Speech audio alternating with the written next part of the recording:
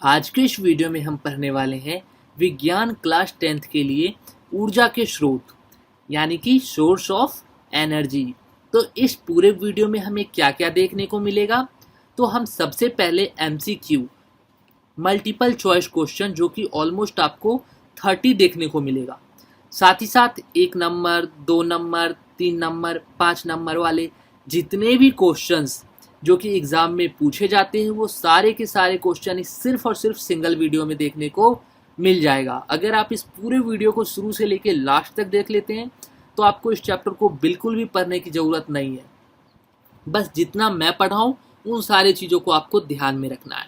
एक चीज़ और आपको ध्यान देना है, जो मैं MCQ के 30 क्वेश्चन बताने वाला हूँ, इस 30 क्वेश्चन में आपको कितने क्वेश्चन का आंसर पता था ये आपको बताना है कमेंट करके। इससे ये पता चल पाएगा कि आपकी तैयारी किस लेवल की हो रखी है। तो कमेंट करना आपको नहीं भूलना है, ठीक है। तो चलिए शुरू करते हैं। हमारा सबसे पहला MCQ का क्वेश्चन है, ऊर्जा के स्रोत जो प्राकृतिक में अत्यधिक समय से दबे हुए हैं और समाप्त हो जाने पर दोबारा प्राप्त नहीं किए जा सकते हैं, ऊर्जा के कौन से स्रोत कहलाते हैं। तो वो प्राकृतिक स्रोत जो हम दोबारा प्राप्त नहीं कर सकते हैं वो ऊर्जा के अनवीकरणीय स्रोत कहलाते हैं। तो यहाँ पर ऑप्शन बी सही जवाब हो जाएगा। तो चलिए अगले प्रश्न की ओर चलते हैं। हमारा अगला प्रश्न है, निम्न में से कौन अनवीकरणीय स्रोत के उदाहरण है। तो मैंने पीछे आपको बताया था अनवीकरणीय स्रोत वो ऊर्जा के स्रोत हैं जिसे हम दोबारा प्राप्त नहीं कर सकते हैं। तो कोयला हो गया, चाहे पेट्रोल हो गया, चाहे केरोसिन हो गया, इन सभी में से हम किसी को भी दोबारा प्राप्त नहीं कर सकते हैं। इनको दोबारा प्राप्त करने में हमें लाखों करोड़ों वर्ष लग जाएंगे। तो यहाँ पर सही जवाब हो जाएगा ऑप्शन डी, उपरोक्त सभी। तो चलिए अगले प्रश्न की ओर चलते हैं। हमारा अगला प्रश्न है, ऊर्जा के परंपरागत स्रोत निम्न में से किसे कहा जाता है। तो ऊर्जा के परंपरागत स्रोत जो है अनवीकरणीय स्रोत को कहा जाता है। तो यहाँ पर ऑप्शन बी जो है वो सही जवाब हो जाएगा। तो चलिए आगे चलते हैं। ऊर्जा के वह स्रोत जो निरंतर उत्पन्न होते रहते हैं वह ऊर्जा के कौन से स्रोत कहलाते हैं। तो जिसे हम बार बार, जो एक बार खत्म होने पर दोबारा हमें उपलब्ध हो जाए, उसे हम ऊर्जा के नवीकरणीय स्रोत कहते हैं। तो यहाँ पर ऑप्शन ए सही जवाब हो जाएगा। आगे चलते हैं। अगला प्रश्न है, निम्न में से कौन नवीकरणीय स्रोत के उदाहरण है। कोयला हम इसे कभी प्राप्त नहीं कर सकते, आप पेट्रोल उसे भी प्राप्त नहीं कर सकते और केरोसिन तेल को भी प्राप्त नहीं कर सकते। लेकिन नवीकरणीय तो वो होता है जिसे हम प्राप्त कर सकते हैं। तो यहाँ पर सही जवाब ऑप्शन डी लकड़ी हो जाएगा। क्यों लकड़ी क्यों हो जाएगा, ऊर्जा का नवीकरणीय स्रोत क्यों है। लकड़ी से ही तो कोयला बनता है, वो क्यों नहीं है। तो देखो, अगर हम एक पेड़ को काटते हैं, ठीक है, और वहीं अगर हम एक पेड़ और लगा देते हैं तो क्या कुछ भी घटेगा, नहीं घटेगा ना। हमने एक काटा, हमने एक लगा दिया, आज से 10 साल बाद फिर से वो बड़ा सा पेड़ बन जाएगा और हम उसका इस्तेमाल कर सकते हैं। यानी कि ये कभी भी ख़त्म नहीं होगा अगर हम इसी तरह से करते रहे तो। इसलिए लकड़ी ऊर्जा का नवीकरणीय स्रोत है, ठीक है। तो ऑप्शन डी आपको यहाँ पर सही हो जाएगा। आगे देखते हैं, ऊर्जा के अपरंपरागत स्रोत किसे कहा जाता है। तो ऊर्जा के अपरंपरागत स्रोत नवीकरणीय स्रोत को कहा जाता है, ठीक है। चलिए आगे देखते हैं। LPG का पूरा नाम क्या है। LPG जिसे हम घर में भी यूज करते हैं, और ये आपका मोस्ट इम्पॉर्टेंट क्वेश्चन में है, ना सिर्फ एग्जाम के लिए, आगे आने वाले अगर आप कोई भी कॉम्पिटिटिव एग्जाम में जाते हैं तो मोस्टली LPG का फुल फॉर्म आपसे पूछ लिया जाता है, जिसका फुल फॉर्म होता है द्रवित पेट्रोलियम गैस, ठीक है। तो यहाँ पर ऑप्शन सी सही जवाब हो जाएगा। चलिए आगे देखते हैं। CNG का पूरा नाम क्या है। CNG जिसे हम कहाँ यूज करते हैं, वाहनों में यूज करते हैं, गाड़ियों में यूज करते हैं, दिल्ली जैसे शहरों में। तो CNG का पूरा नाम क्या हो जाएगा, संपीड़ित प्राकृतिक गैस हो जाएगा। यानी कि यहाँ पर भी ऑप्शन सी सही हो जाएगा। आगे देखते हैं, ऊष्मीय मान जितना अधिक होगा ईंधन उतना ही डैश होगा। तो जिस ईंधन का ऊष्मीय मान ज़्यादा होगा वो क्या होगा, वो बहुत ही अच्छा होगा। तो यहाँ पर ऑप्शन ए सही जवाब हो जाएगा। चलिए आगे देखते हैं। आगे बढ़ने से पहले दोस्तों, जैसे सभी बच्चों ने हमें व्हाट्सएप पे ज्वाइन कर रखा है, अगर उसी तरह से आपने हमें व्हाट्सएप पे ज्वाइन नहीं किया है तो ज्वाइन कर लीजिए। हमारा व्हाट्सएप नंबर है 9718646198। यहाँ पर जुड़ने से आपको बेनिफिट ये होगा, कभी भी आपको कोई क्वेश्चन मन में डाउट में रहता है आप मुझे व्हाट्सएप कर सकते हैं, एक फ़ोटो क्लिक कीजिए, व्हाट्सएप पे भेज दीजिए। मैं मोस्टली कोशिश करता हूँ कि सभी बच्चों को उनका रिप्लाई दे दूँ। साथ ही साथ अगर आप व्हाट्सएप यूज़ नहीं करते हैं या नहीं कर सकते हैं, तो आप मुझे फेसबुक, जो कि मोस्टली सभी लोग यूज़ करते हैं, उस पर मनोनीत.kr सर्च करके आप मुझे वहाँ भी मैसेज कर सकते हैं, फ्रेंड रिक्वेस्ट सेंड कर सकते हैं। मैं वहाँ पर भी आपको जवाब दे दूँगा। ठीक है, चलिए आगे बढ़ते हैं। ऊष्मा का एसआई मात्रक क्या है, ये भी मोस्ट इंपॉर्टेंट क्वेश्चन है आगे आने वाले कॉम्पिटिटिव एग्जाम प्लस अभी के एग्जाम के लिए भी। तो एसआई मात्रक किसका पूछा जा रहा है? ऊष्मा का। तो सही जवाब हो जाएगा ऑप्शन बी, जूल। आगे बढ़ते हैं। ऊष्मीय मान को हम किसमें व्यक्त करते हैं, यानी कि ऊष्मीय मान को हम किसमें मापते हैं? तो यहाँ पर सही जवाब ऑप्शन ए हो जाएगा, किलो जूल प्रति ग्राम। ठीक है, ये यहाँ पर हमारा सही जवाब हो जाएगा। चलिए आगे देखते हैं। ऊर्जा के प्रमुख परंपरागत स्रोत निम्न में से कौन से हैं? तो हमसे क्या पूछा गया है? परंपरागत स्रोत। ठीक है, तो केरोसिन तेल हो गया, कोयला हो गया, पेट्रोलियम हो गया, ये सभी के सभी परंपरागत स्रोत है, साथ ही साथ प्रमुख परंपरागत स्रोत है। तो यहाँ पर सही जवाब ऑप्शन डी, उपरोक्त सभी हो जाएगा। चलिए आगे बढ़ते हैं। निम्न में से जीवाश्म ईंधन का मूल स्रोत है, तो मूल स्रोत क्या है? तो यहाँ पर सही जवाब भी ऑप्शन डी, उपरोक्त सभी हो जाएगा। जीवाश्म ईंधन के बारे में आपको पता है, वो ईंधन जो किससे प्राप्त हुआ है? जीवों से प्राप्त हुआ है। जो आपको पता है कि पेट्रोल कोयला कैसे बना था, आपने क्लास 9th में या 8th में पढ़ा होगा कि जितने भी समुद्र में छोटे छोटे जीव थे वही सभी अपघटित होकर पेट्रोल में बदल गए हैं। तो वो क्या है? एक जीवाश्म ईंधन है, और ये तीनों के तीनों क्या है? जीवाश्म ईंधन है। तो यहाँ पर ऑप्शन डी सही हो जाएगा। आगे देखते हैं। जीवाश्म ईंधन डैश के ऊर्जा से भरपूर यौगिक है, तो हमेशा याद रखना है जीवाश्म ईंधन के अंदर कार्बन भरपूर मात्रा में होती है। तो ऑप्शन सी यहाँ पर सही जवाब हो जाएगा। पेट्रोलियम गैस का प्रमुख घटक कौन है? तो पेट्रोलियम गैस कहाँ पर यूज होता है? तो आपके घर पे होता है एलपीजी के रूप में। आपने पीछे पढ़ा ना एलपीजी का फुल फॉर्म क्या होता है?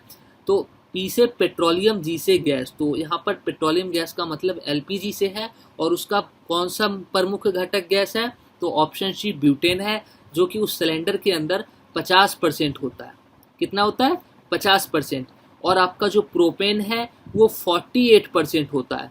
ठीक है, बस 2% का अंतर है। और वो 2% में क्या आता है, तो वो आपको आगे देखने को मिल जाएगा क्या आता है। ठीक है, यहाँ पर सही जवाब 50% सबसे ज़्यादा ब्यूटेन होता है। आगे देखते हैं। पेट्रोलियम गैस जिसे हम घर में ईंधन के रूप में प्रयोग किया जाता है, निम्न में से कौन है? तो मैंने आपको बताया एलपीजी, जिसको हम घर में यूज करते हैं, जिसको हिंदी में क्या कहते हैं? द्रवित पेट्रोलियम गैस। तो ऑप्शन ए यहाँ पर सही जवाब हो जाएगा। आगे चलते हैं। हमारा अगला प्रश्न है, एलपीजी सिलेंडर में कौन सी गैस डाली जाती है कि जब सिलेंडर में रिसाव हो तो हमें पता चल सके? रिसाव का मतलब है लीक होना। देखा होगा कि जब भी आपके घर में सिलेंडर लीक होता है तो एक बहुत ही खराब सा ऐसा स्मेल आता है, जिससे आपको पता चल जाए कि अरे ये तो गैस लीक हो रहा है। तो कौन सा गैस होता है जिसकी वजह से पता चल जाता है? तो वो होता है एथिल मरकैप्टन। मैंने आपको बताया था ब्यूटेन आपका कितना परसेंट होता है?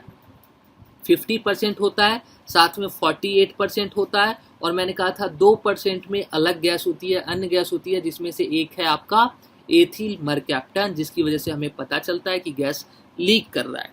आगे देखते हैं। यहाँ पर सही जवाब ऑप्शन डी होगा। मेथेन का रासायनिक सूत्र क्या होता है? तो मेथेन का रासायनिक सूत्र होता है CH4। ठीक है, क्या होता है? CH4 होता है। याद रखना, इस टाइप से 4 मत लिखना, 4 जो होगा वो H के नीचे होगा। ये होगा आपका सही जवाब। ठीक है, आगे देखते हैं। प्राकृतिक गैस में प्रमुख रूप से कौन सी गैस होती है? तो प्राकृतिक गैस में प्रमुख रूप से मेथेन होती है, जिसका रासायनिक सूत्र CH4 होता है। ठीक है, चलिए आगे देखते हैं।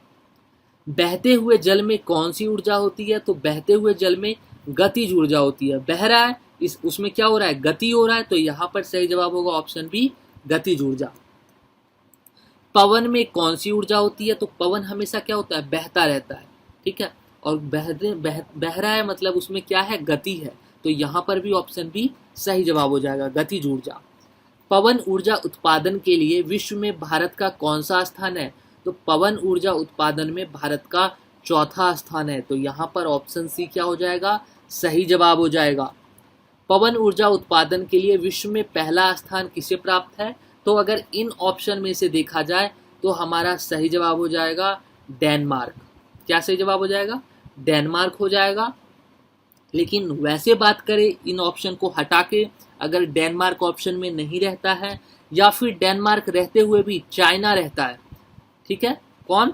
चाइना, तो सही जवाब हो जाएगा चाइना, क्योंकि चीन जो है अब नंबर 1 हो गया है पवन ऊर्जा उत्पादन करने के मामले में। अगर ऑप्शन में चाइना रहता है और डेनमार्क भी रहता है तो आप सिर्फ चाइना को सिलेक्ट कीजिएगा, लेकिन अगर चाइना ना रह के डेनमार्क रहता है तो फिर डेनमार्क सही जवाब हो जाएगा। ठीक है, यहाँ पर ऑप्शन बी डेनमार्क सही होगा। आगे देखते हैं, पवन का देश किस देश को कहते हैं? तो जहाँ पर सबसे ज़्यादा पवन ऊर्जा का इस्तेमाल होता है, किसमें?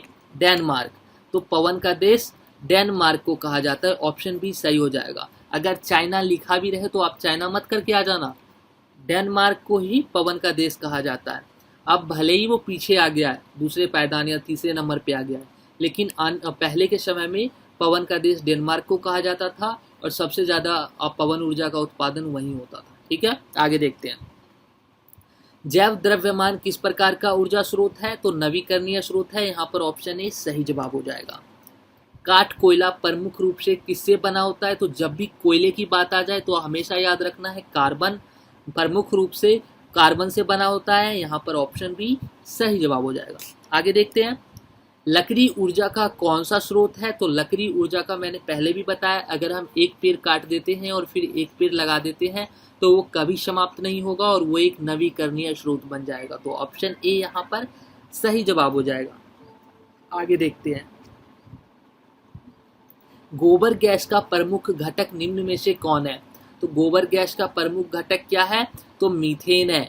मीथेन जो है वो गोबर गैस का प्रमुख घटक है, जिसका रासायनिक सूत्र CH4 होता है। आगे देखते हैं, नाभिकीय ऊर्जा का स्रोत डैश का द्रव्यमान होता है? तो परमाणु का द्रव्यमान होता है, यहाँ पर ऑप्शन ए सही हो जाएगा। तो ये हमारे कुछ MCQ थे जो कि ऑलमोस्ट आपका लगभग 30 थे। आपको कमेंट करके हमें बताना है कि आपको इन 30 में से कितने क्वेश्चन के आंसर पता थे। अब इसके बाद हम 1 नंबर वाले, 2 नंबर वाले, 3 नंबर और 5 नंबर वाले सारे क्वेश्चंस को 1 बाय 1 करने वाले हैं और आपके सारे डाउट को भी क्लियर करेंगे।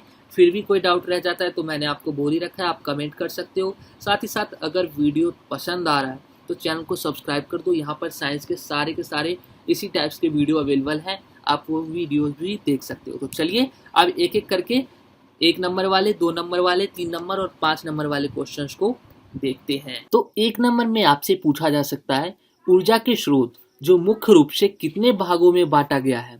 तो ऊर्जा के स्रोत को कितने भागों में बांटा गया है? तो आपको याद रखना है 2 भागों में। कौन कौन सा भाग? भाग नंबर 1 है नवीकरणीय स्रोत तथा भाग नंबर 2 क्या है? अनवीकरणीय स्रोत। तो ऊर्जा को 2 भागों में बांटा गया है। अब आपसे पूछा जा सकता है ऊर्जा के अनवीकरणीय स्रोत किसे कहते हैं? तो आपको अनवीकरणीय स्रोत का परिभाषा पूछा जा रहा है, तो आपको जवाब देना है ऊर्जा के स्रोत जो प्राकृतिक में अत्यधिक समय से दबे हुए हैं तथा समाप्त हो जाने पर जल्द प्राप्त नहीं किए जा सकते हैं, वह ऊर्जा के अनवीकरणीय स्रोत कहलाते हैं। जैसे कि पेट्रोल हो गया, केरोसिन हो गया, ठीक है, ये सभी क्या है? ऊर्जा के अनवीकरणीय स्रोत है।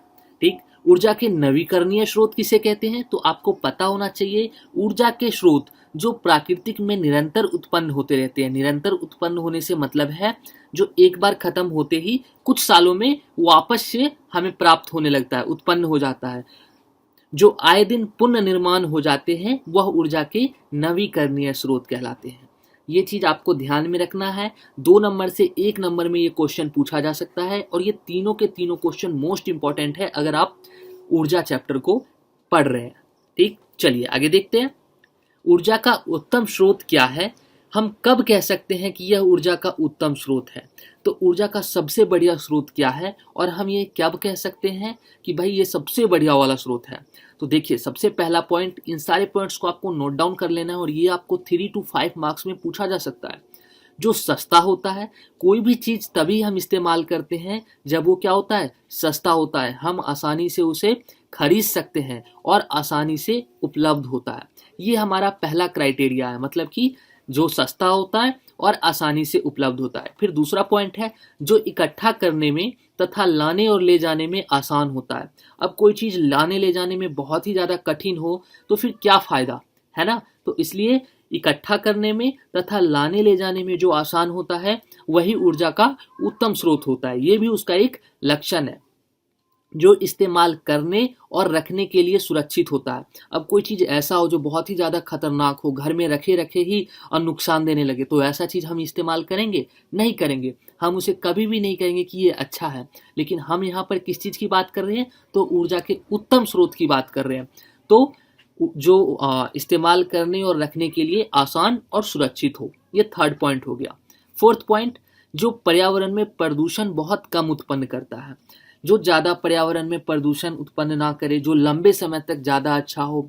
ठीक है, ये 4 पॉइंट्स आपको याद रखने हैं। अगर पर पॉइंट्स हम एक एक नंबर की बात करें तो 4 नंबर ऐसे ही हो गए।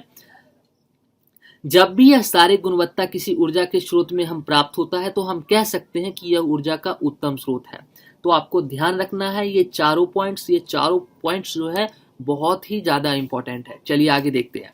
अब है ईंधन किसे कहते हैं। कोई भी आपसे पूछ सकता है कि भाई आप पेट्रोल यूज करते हो, पेट्रोल क्या है? एक ईंधन है। तो ईंधन आखिर कहते किसे हैं?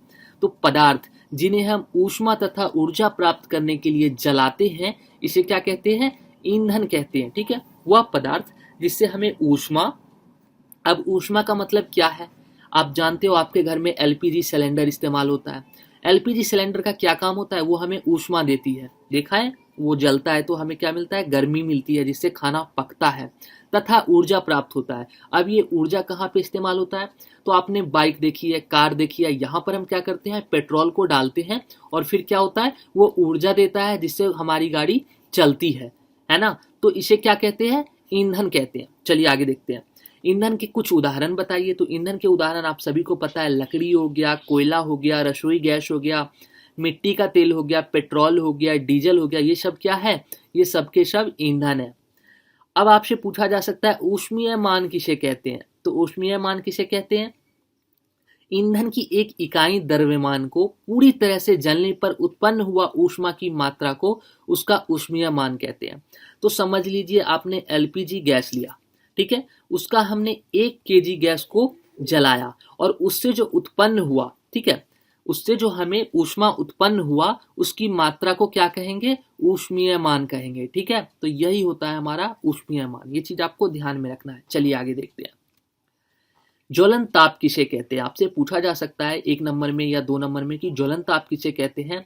तो न्यूनतम तापमान पर जब तक ईंधन को गर्म करना आवश्यक होता है ताकि वह आसानी से आग पकड़ सके और जलना शुरू कर दे, उसका ज्वलन ताप कहलाता है। ठीक है, ये चीज आपको ध्यान में रखना है। अब आपसे पूछा जा सकता है जीवाश्म ईंधन किसे कहते हैं? आप सभी ने 8th क्लास में, 9th क्लास में और अभी 10th क्लास में जीवाश्म ईंधन के बारे में पढ़ा है। मैंने आगे भी आपको एमसीक्यू में बताया था जीवाश्म ईंधन के बारे में। आखिर कहते किसे हैं? आपसे कोई परिभाषा पूछ ले एग्जामिनर, तो ये 2 मार्क्स में आपसे पूछा जा सकता है कि पेड़ पौधे और जंतुओं के अवशेष से भूमि के नीचे बने प्राकृतिक ईंधन को जीवाश्म ईंधन कहते हैं। और इसका उदाहरण क्या है? कोयला, पेट्रोल, प्राकृतिक गैस और सभी जीवाश्म ईंधन के ये सब क्या है? उदाहरण है। ठीक है, ये आपको ध्यान रखना है।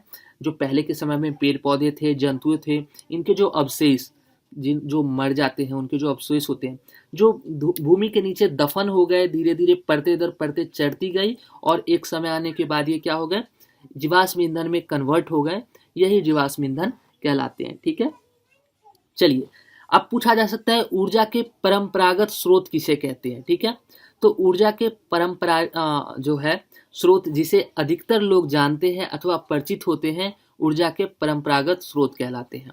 ठीक है, ये चीज आपको ध्यान रखना है। ऊर्जा के जो पारंपरिक स्रोत है, ठीक है, जिसे बहुत से लोग जानते हैं अथवा इसको हर एक आदमी इसे समझता है, वो क्या कहलाता है?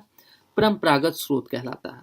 ठीक है, अब आपसे 5 नंबर में एक क्वेश्चन पूछा जा सकता है जो कि मोस्टली पूछा जाता है कि हम उत्तम ईंधन का चुनाव कैसे कर सकते हैं? हमें ये कैसे पता चलेगा कौन से वो गुणधर्म होंगे जिससे हम ये कह सकते हैं कि भाई ये 1 नंबर का ईंधन है ना। आपसे पूछा जा सकता है 5 मार्क्स में ये क्वेश्चन। तो ये कुछ क्राइटेरिया है जो मैं आपको बता रहा हूँ, ठीक है, कुछ गुणधर्म है जो लक्षण है, जब तक ये नहीं मिलेंगे तब तक हम ये नहीं कह सकते कि ये अच्छे ईंधन है, ठीक है। तो देखिए, जो ईंधन हम चुनते हैं वह सस्ता तथा आसानी से उपलब्ध होना चाहिए। पहला पॉइंट, वो क्या होना चाहिए? सस्ता होना चाहिए, आसानी से उपलब्ध होना चाहिए, तभी वो एक उत्तम ईंधन है ना। हमें यह भी ध्यान रखना है कि ईंधन को सुरक्षित एक जगह से दूसरी जगह तक परिवहन कराया जा सके। ये भी ध्यान देना है कि इतना भी खतरनाक ना हो कि हम एक जगह से दूसरी जगह तक ले जा ही ना सके, ठीक है। फिर तीसरा पॉइंट आप देखिए, सुविधाजनक उसका भंडारण किया जा सके, उसको रखना बहुत ही आसान हो, ज्यादा खतरनाक ना हो, है ना, ये भी ध्यान रखना है। और ईंधन ऐसा हो कि जलने के बाद जहां तक संभव हो कम से कम अवशेष बचे, और ऐसा ईंधन हो कि जब वो जले तो उसमें कुछ बचे ही ना, राख भी ना बचे, तो हम कह सकते हैं कि वो एक उत्तम ईंधन है। अब देखिए पॉइंट्स में अगर हम देखें तो पहला पॉइंट्स है उसका उच्च ऊष्मीय मान होना चाहिए, जब वो जले तो वो ज्यादा से ज्यादा हमें क्या दे? ऊष्मीय मान दे, ठीक है। दूसरा पॉइंट, उसे कोई धुआं, ठीक है, यहाँ पर आप ध्यान देना, ये धुआं लिखा है, धुआं या हानिकारक गैस उत्पन्न किए बिना जलना चाहिए, उससे कोई भी धुआं नहीं निकलना चाहिए। धुआं निकलने का मतलब है कि वो हानिकारक गैस निकल रहा है, ठीक है। आपने देखा होगा जब आप लकड़ी जलाते हैं तो उससे धुआं निकलता है, मतलब कि वो एक उत्तम ईंधन नहीं है। तो अब उत्तम ईंधन है क्या? क्या आपने अपने घर में देखा है गैस जलता है, एलपीजी का गैस जलता है ना, क्या उससे धुआं निकलता है? नहीं निकलता। इसका मतलब क्या है? वो एक उत्तम ईंधन है, ठीक है। चलिए, तीसरा पॉइंट, उसका उचित ज्वलन ताप होना चाहिए। जब वो जले तो उससे हमें सही मात्रा में ताप मिले, ताकि जल्दी से जल्दी खाना पक सके। अब ऐसा थोड़ी है कि हम यहाँ पर यूज करते जा रहे हैं और उससे में गर्मी हो ही नहीं, तो हम उसे कहेंगे कि वो अच्छा ईंधन नहीं है। फोर्थ पॉइंट है, वह सस्ता और आसानी से उपलब्ध होना चाहिए। ये सबसे मोस्ट इंपॉर्टेंट पॉइंट है। हर लोगों को आजकल सस्ती चीजें चाहिए और साथ ही साथ बहुत ही आसानी से मिल जाए, ऐसी चीजें चाहिए। तो ये पॉइंट भी आपको ध्यान में रखना है। फिर पांचवा पॉइंट है, उसका आसान प्रबंधन, सुरक्षित परिवहन और सुविधाजनक भंडारण होना चाहिए। इसमें इस एक पॉइंट में आपको 3 पॉइंट आप बना सकते हो। सबसे पहला पॉइंट आप लिख सकते हो, उसका आसान प्रबंधन होना चाहिए। प्रबंधन का मतलब है मैनेजमेंट, उस चीज़ों को सही से रख रखाव होना चाहिए। सुरक्षित परिवहन यानी कि उसे लाना ले जाना जहाँ से वो आ रहा है वो सुरक्षित होना चाहिए, कहीं बीच में ही आग ना लग जाए, कुछ हो ना जाए। और सुविधाजनक भंडारण होना चाहिए, मतलब कि आसानी से उसे हम कहीं रख सके। छठा पॉइंट है, जलने के बाद उसे पीछे अधिक राख नहीं छोड़ना चाहिए। ये चीज ध्यान रखना। अगर कोई चीज जल रहा है, आपने देखा है एलपीजी सिलेंडर, जब वो जलता है तो क्या उसके पीछे कुछ भी रहता है? नहीं रहता ना, वो पूरा का पूरा सिलेंडर खाली हो जाता है, उसमें कुछ भी नहीं बचता है। मतलब कि वो एक मतलब कि उत्तम ईंधन है, क्योंकि उसमें कुछ भी नहीं बच रहा है। अगर हम लकड़ी जलाते तो आपने देखा होगा राख बचता है, जो कि क्या होता है, छोटे छोटे कण होते हैं, वो बहुत ही ज्यादा हार्मफुल होते हैं। इसीलिए आजकल सब एलपीजी सिलेंडर इस्तेमाल करते जा रहे हैं दिन ब दिन।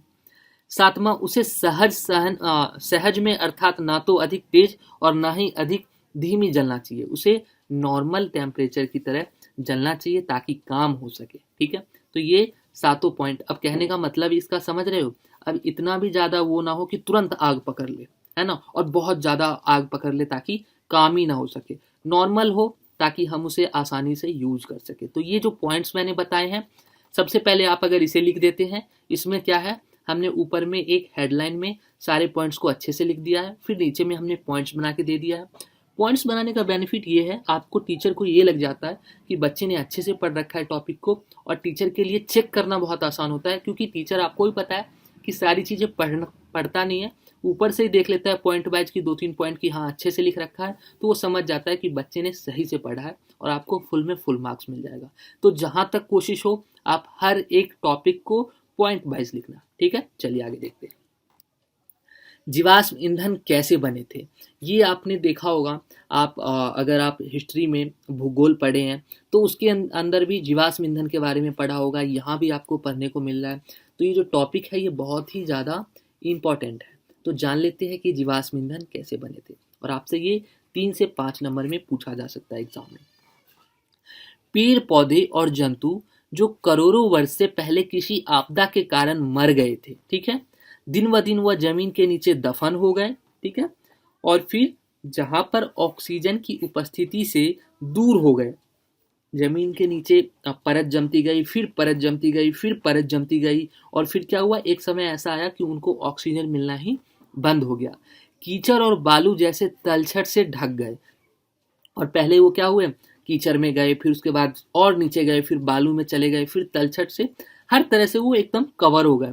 ऑक्सीजन की अनुपस्थिति में दाब, ताप और जीवाणु के रासायनिक प्रभाव से पेड़ पौधे और जंतु के अवशेष कोयला तथा पेट्रोलियम और प्राकृतिक गैस में परिवर्तित हो गए। इस प्रकार परिवर्तित ईंधन क्या कहलाता है, जीवाश्म ईंधन कहलाता है। ठीक है, तो ये चीज आपको ध्यान में रखना है ना। चलिए आगे देखते हैं, कोयला क्या है तथा इसके उपयोग क्या क्या है। तो आपको ये पूछा जा सकता है कि कोयला क्या है। सबसे पहले तो आपको कोयला को डिफाइन करना होगा। ठीक है, डेफिनेशन देना होगा, उसको परिभाषित करना होगा, और उसके उपयोग क्या क्या है, कोयला का आप कहाँ पर इस्तेमाल कर सकते हैं।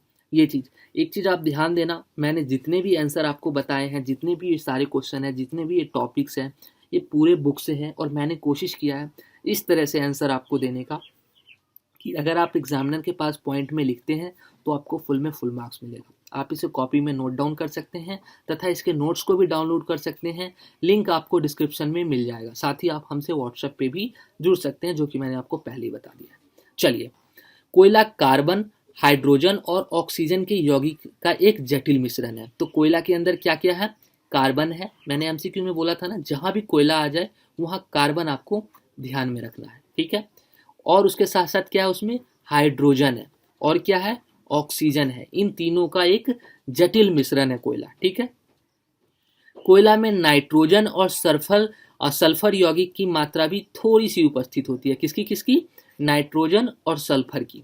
ठीक है, कोयला पृथ्वी की सतह के नीचे अधिक गहराई में कोयले के खानों में पाया जाता है। और कहाँ पर पाया जाता है, तो पृथ्वी के नीचे पाया जाता है। अब आप कहोगे नहीं, हम तो लकड़ी जलाते हैं और उससे भी कोयला मिलता है, तो वो असली कोयला नहीं है। असली कोयला जो होता है वो पत्थर जैसा होता है। ठीक है, और वो जो है वो बहुत ही तेजी से आग के साथ जलता है। ये चीज आपको ध्यान में रखना है। ठीक है, कोयला आवश्यक इसलिए होता है क्योंकि कोयले को उसी रूप में ऊर्जा के रूप में प्रयोग किया जा सकता है, और आवश्यक इसलिए है क्योंकि उसे हम इजिली ऊर्जा के रूप में ही जला सकते हैं।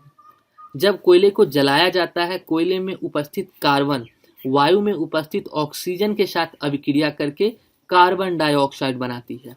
और कोयला हमारे लिए क्यों खतरनाक है, क्योंकि जब भी हम कोयले को जलाते हैं उससे क्या निकलता है, धुआं निकलता है, और धुएं में क्या निकलता है, तो CO2 यानी कि कार्बन डाइऑक्साइड निकलता है। ठीक है, इसलिए कोयला कहते हैं खतरनाक है, वो हानिकारक है हमारे पर्यावरण के लिए।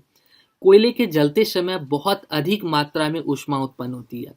अब जो आपका लकड़ी वाला कोयला होता है उसमें आपने देखा होगा वो ऊष्मा उत्पन्न नहीं करती, उसमें आग नहीं लगता, वो बस लाल लाल सा हो जाएगा और बस गर्मी देता है, उसमें आग नहीं लगता। लेकिन जो असली कोयला होता है, ठीक है, जो पत्थर जैसा कोयला होता है, उसमें क्या होता है, आग लग जाता है और वो बहुत ही ज्यादा ऊष्मा उत्पन्न करती है। कोक कोयले से एक उत्तम ईंधन होता है, और कोक जो है वो कोयले से अच्छा ईंधन होता है। और ये कोक क्या है, पीने वाला कोक मत समझ लेना। आपने देखा होगा कि जब सड़कें बनती है तो उस पे काले काले रंग का एक वो डलता है ना, वो होता है कोक, जो कि क्या है, कोयले से भी ज्यादा अच्छा ईंधन है, क्योंकि वह कोयले से अधिक ऊष्मा उत्पन्न करती है। क्यों अच्छा है, ऐसा नहीं है कि उसमें धुआं नहीं होता, धुआं तो उसमें भी होता है क्योंकि कोयला है, लेकिन उसमें क्या होता है, हमें ऊष्मा ज्यादा मिलता है। क्या ज्यादा मिलता है, और साथ ही साथ जलते समय धुआं नहीं करता, हल्का फुल्का धुआं करता है। देखो ऐसा कोई नहीं है कि कार्बन जले तो धुआं ना हो, लेकिन कोयले से कम धुआं करता है। ठीक है, अब कोयले के उपयोग लिखते हैं। ठीक है, कोयले का उपयोग क्या है, कोयले को घर और फैक्ट्रियों में ईंधन के रूप में उपयोग किया जाता है। तो घर में तो अब ना के बराबर होता है, क्योंकि आप सभी को पता है अब घर में क्या यूज करते हैं हम लोग, LPG के सिलेंडर यूज करते हैं मैक्सिमम, और नहीं तो लकड़ियां यूज की जाती है, उपले यूज किए जाते हैं। मेनली फैक्ट्रियों में ईंधन के रूप में इसको यूज किया जाता है। कोयले को बिजली उत्पादन करने के लिए विद्युत संयंत्र में ईंधन के रूप में प्रयोग किया जाता है। आप सभी को पता है कि अभी भी और पहले भी जो हमारा, पहले तो ये भी आपको पता है कि जो ट्रेन थी वो भी कोयले पे चलती थी। क्यों चलती थी, क्योंकि आपको पता है कोयला जलता है, बहुत ही ज़्यादा ऊष्मा देता है, और उससे क्या होता है, ट्रेन चलती थी, और अभी के समय में बिजली जो है, बिजली बनता है किससे? कोयले से। अब हमारा पॉइंट है, कोयले को कोक बनाने के लिए उपयोग किया जाता है, और कोयला का इस्तेमाल कोक बनाने के लिए किया जाता है, जो क्या होता है, कोयले से एक अच्छा ईंधन है, क्योंकि ये कम धुआं उत्पन्न करता है, साथ ही साथ अधिक ऊष्मा प्रदान करता है।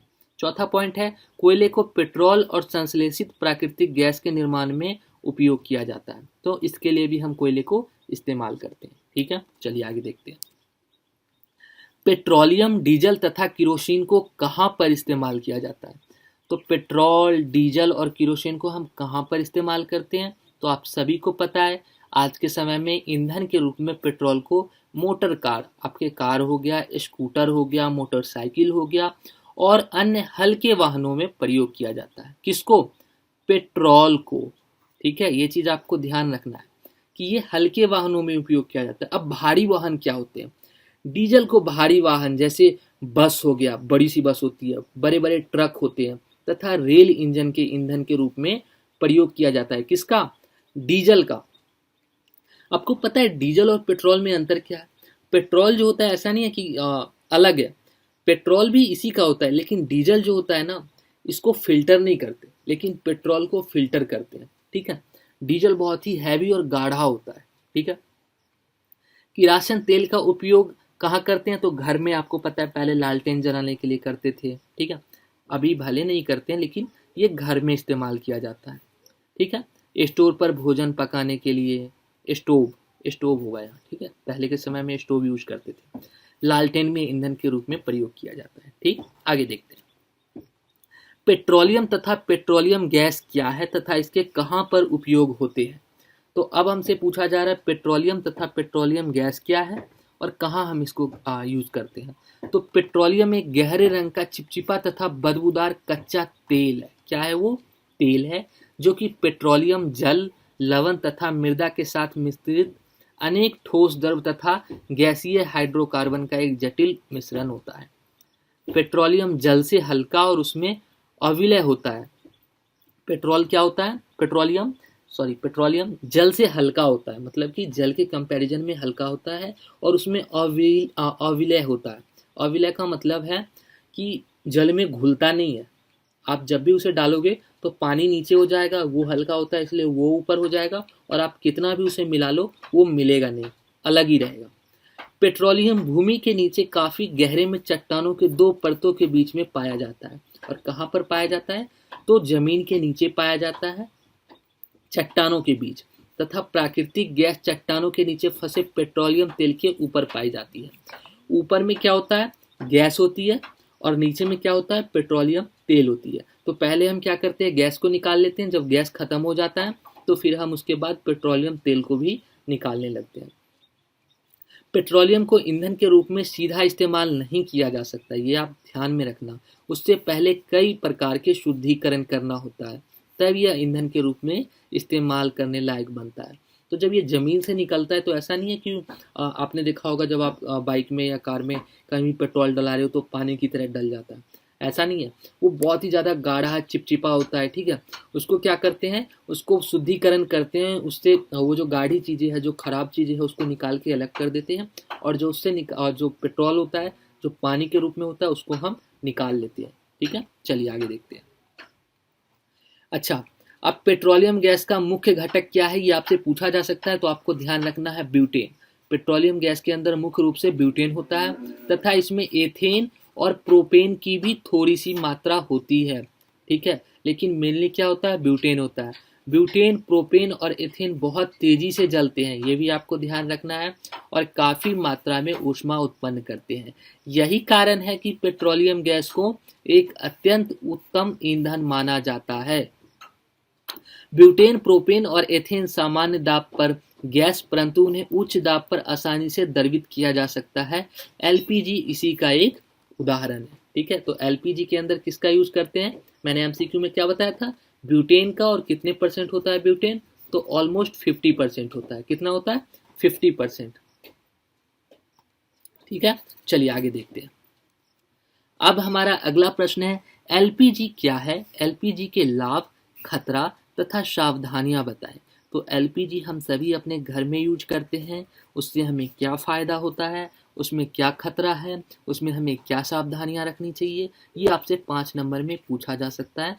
चलिए, पेट्रोलियम गैस की ही जब उच्च दाब पर द्रवित की गई होती है, मैंने बताया था पीछे कि जब हम उसे उच्च दाब पर करते हैं तो क्या हो जाता है, द्रव में बदल जाता है, तो वह द्रवित पेट्रोलियम गैस यानी कि एलपीजी कहलाती है।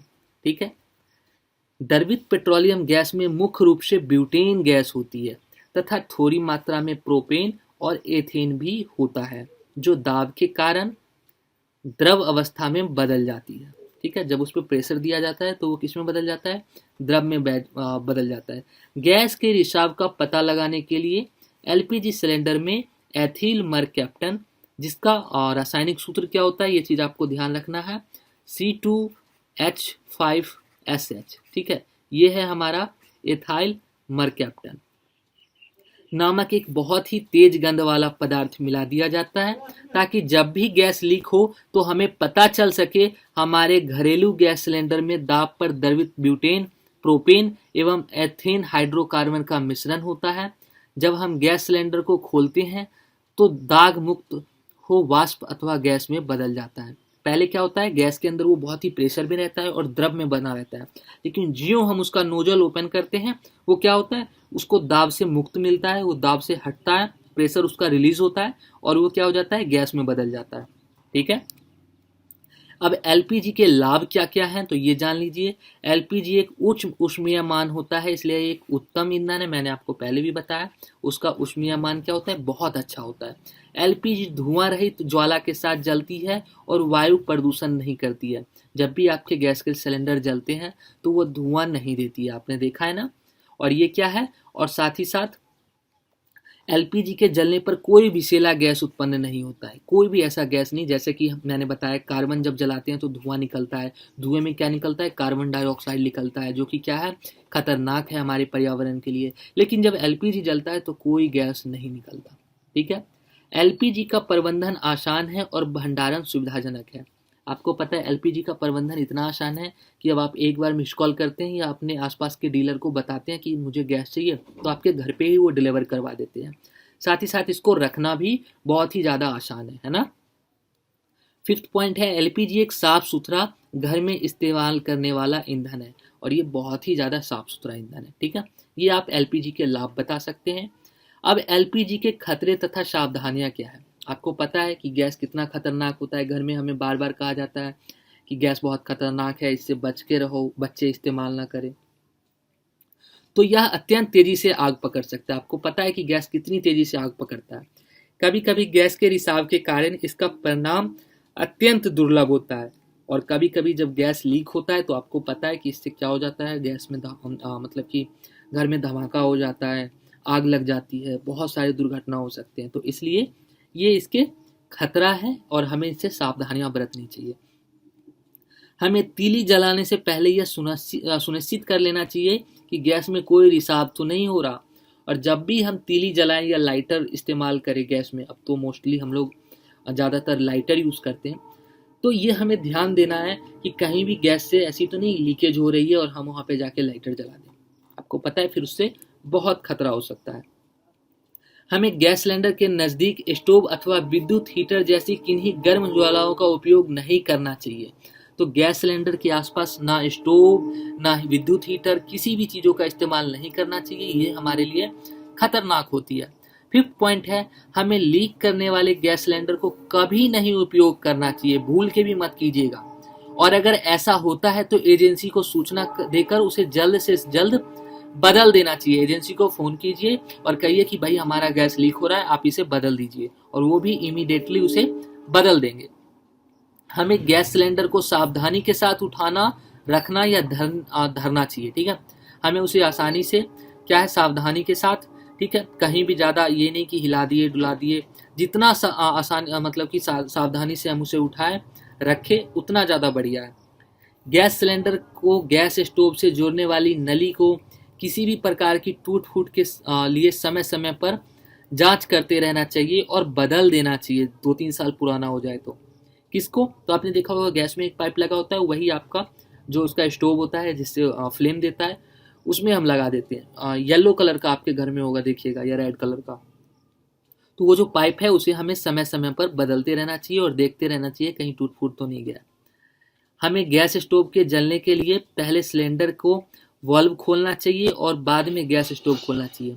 तो जब भी हम गैस मतलब कि यूज़ करें तो सबसे पहले सिलेंडर के नीचे आपने देखा होगा एक स्विच होता है, नोजल होता है, पहले उसको खोलना है, उस वाल्व को खोलना है, उसके बाद हम गैस स्टोव वाले खोलें। ठीक है, ऐसा नहीं कि पहले वो खोल के फिर उसको खोले जाएंगे, फिर आप जब तक उधर खोलोगे तब तक यहाँ गैस लीक होने लगेगा, फिर लाइटर जब आप यूज़ करोगे तो वो खतरनाक होता है। चलिए, अब है प्राकृतिक गैस क्या है तथा इनके कहाँ पर उपयोग होते हैं। तो आपसे पूछा जा सकता है कि भाई प्राकृतिक गैस क्या है और इसके उपयोग कहाँ पर होते हैं। तो सही जवाब हो जाएगा, प्राकृतिक गैस एक अन्य महत्वपूर्ण जीवाश्म ईंधन है। प्राकृतिक गैस आसानी से जलती है और काफ़ी अधिक मात्रा में ऊष्मा उत्पन्न करती है। प्राकृतिक गैस में एथेन और प्रोपेन की थोड़ी मात्रा के साथ मुख्य रूप से क्या होता है, मेथेन होता है।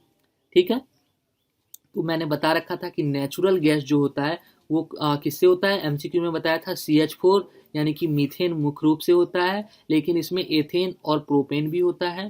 ठीक है, और ये जो है ये जीवाश्म ईंधन है। ठीक है, प्राकृतिक गैस को घरेलू तथा औद्योगिक ईंधन के रूप में उपयोग किया जाता है। तो देखिए, घरेलू में पहले इस्तेमाल होता था, अब तो ये सिर्फ और सिर्फ हमारे बिजनेस यूज़ यानी कि औद्योगिक यूज़ में इस्तेमाल किए जाते हैं।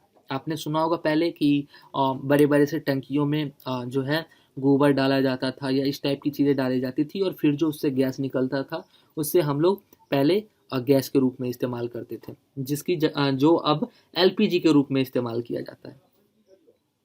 प्राकृतिक गैस को बिजली उत्पन्न करने के लिए विद्युत संयंत्रों के ईंधन के रूप में उपयोग किया जाता है। ठीक है, तो प्राकृतिक गैस को बिजली उत्पन्न करने के लिए भी इस्तेमाल किया जाता है। कहाँ, तो विद्युत संयंत्र में।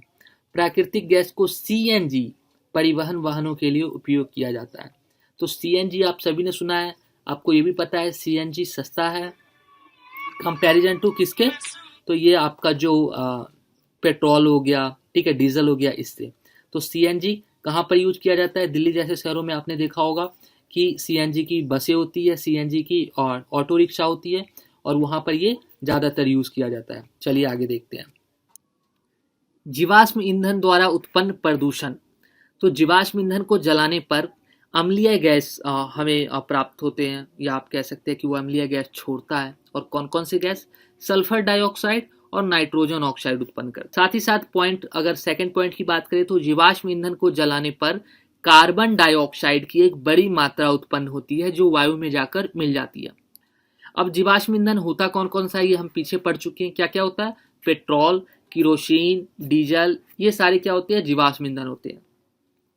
जब पेट्रोल जलता है, कहने का मतलब ये है, जब पेट्रोल कार में डलता है या बाइक में डलता है तो वो क्या होता है, एक तरह से देखा जाए तो जलता है।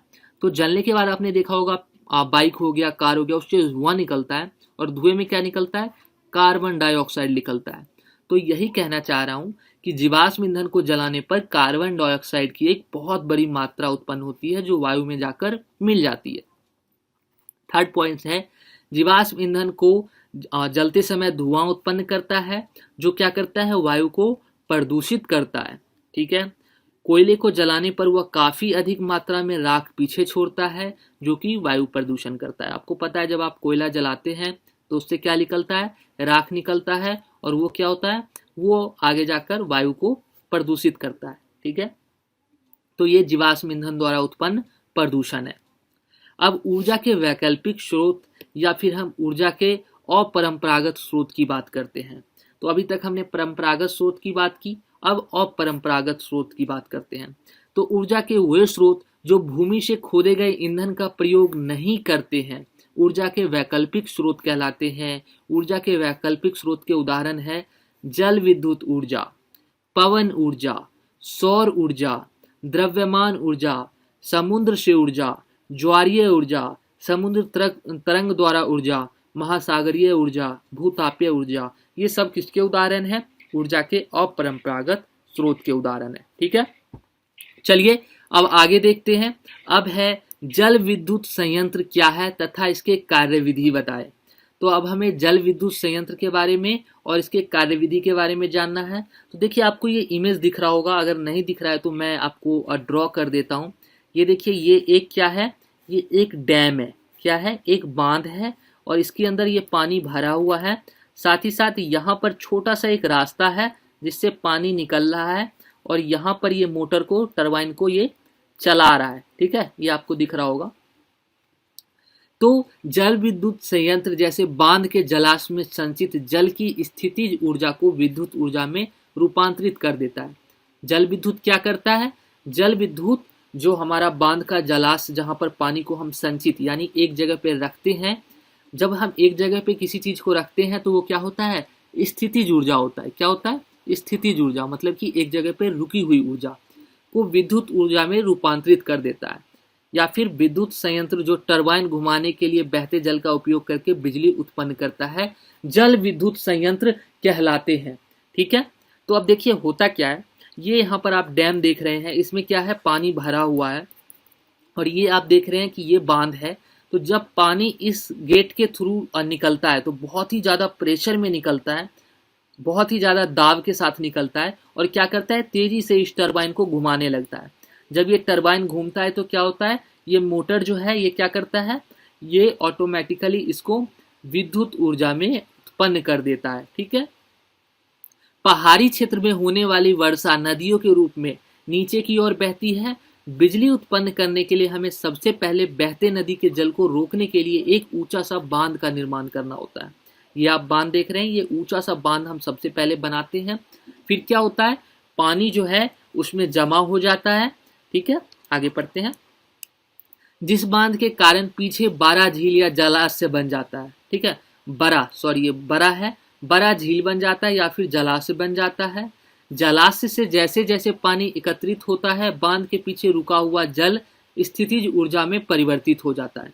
ठीक है, फिर क्या होता है कि बांध के पीछे जो रुका हुआ जल होता है, क्योंकि बांध बन जाता है तो उससे क्या हो जाता है, यहाँ पर सारे पानी रुक जाते हैं। ठीक है, मैं आपको एक सेकेंड हाईलाइट करके दिखाता हूँ। ठीक है, तो यहाँ पर ये पानी भर जाता है। ठीक, अब होता क्या है, और स्थिति ऊर्जा में परिवर्तित हो जाता है और ऐसा इसलिए होता है क्योंकि उसकी ऊंचाई क्या हो जाती है, बढ़ जाती है। रुके हुए पानी को निकालने के लिए बांध की ऊंचाई के आधे पर एक छोटा सा गेट बनाया जाता है। ठीक है, द्वार मतलब गेट बनाया जाता है तथा इस द्वार से टरबाइन तक पानी को पहुंचाने के लिए पाइप का उपयोग किया जाता है और टरबाइन तक क्या करते हैं, एक पाइप को हम पहुंचा देते हैं। जब जल बांध से एक बड़ी ऊंचाई से नीचे गिरता है, वह बहुत ही तेजी से बहता है और जब भी देखा होगा कि बांध में छोटा सा छेद कर दिया जाए तो वो पानी बहुत ही ज्यादा प्रेशर से क्या होता है, नीचे की ओर बहने लगता है। इसकी स्थितिज ऊर्जा क्या होता है, गतिज ऊर्जा में परिवर्तित हो जाती है। और जब भी कोई चीज गति करने लगेगी, रुकी हुई चीज गति करेगी, तो स्थितिज ऊर्जा किस में परिवर्तित हो जाएगी, गतिज ऊर्जा में। तेज बहते हुए जल का उच्च दाब अत्यधिक बल के साथ टरबाइन के ब्लेड को धकेलता है और जब पानी उसके ब्लेड पे गिरती है तो क्या होता है, वो उसको धकेलता है और टरबाइन को बहुत ही तेजी से घुमाता है। टरबाइन से एक जनित्र जुड़ा हुआ होता है। जो टरबाइन घूमती है तो उसकी धुरी भी घूमती है और जनित्र चलता है और क्या करता है, विद्युत को उत्पन्न कर देता है। आपको ये चीजें समझ में आ रही है? अगर कहीं भी आपको डाउट लगे ना, आप मुझसे बेशक पूछ लेना, मैं दोबारा वीडियो बना के एक्सप्लेन कर दूंगा अगर आपको समझ में नहीं आता। लेकिन डाउट में मत रहना, हर एक चीज आपको क्लियर होना चाहिए, आपके ज्यादा से ज्यादा नंबर एग्जाम में आना चाहिए। ठीक है, आगे देखते हैं। अब देखिए जल विद्युत उत्पादन करने के लाभ तथा हानियां जान लेते हैं।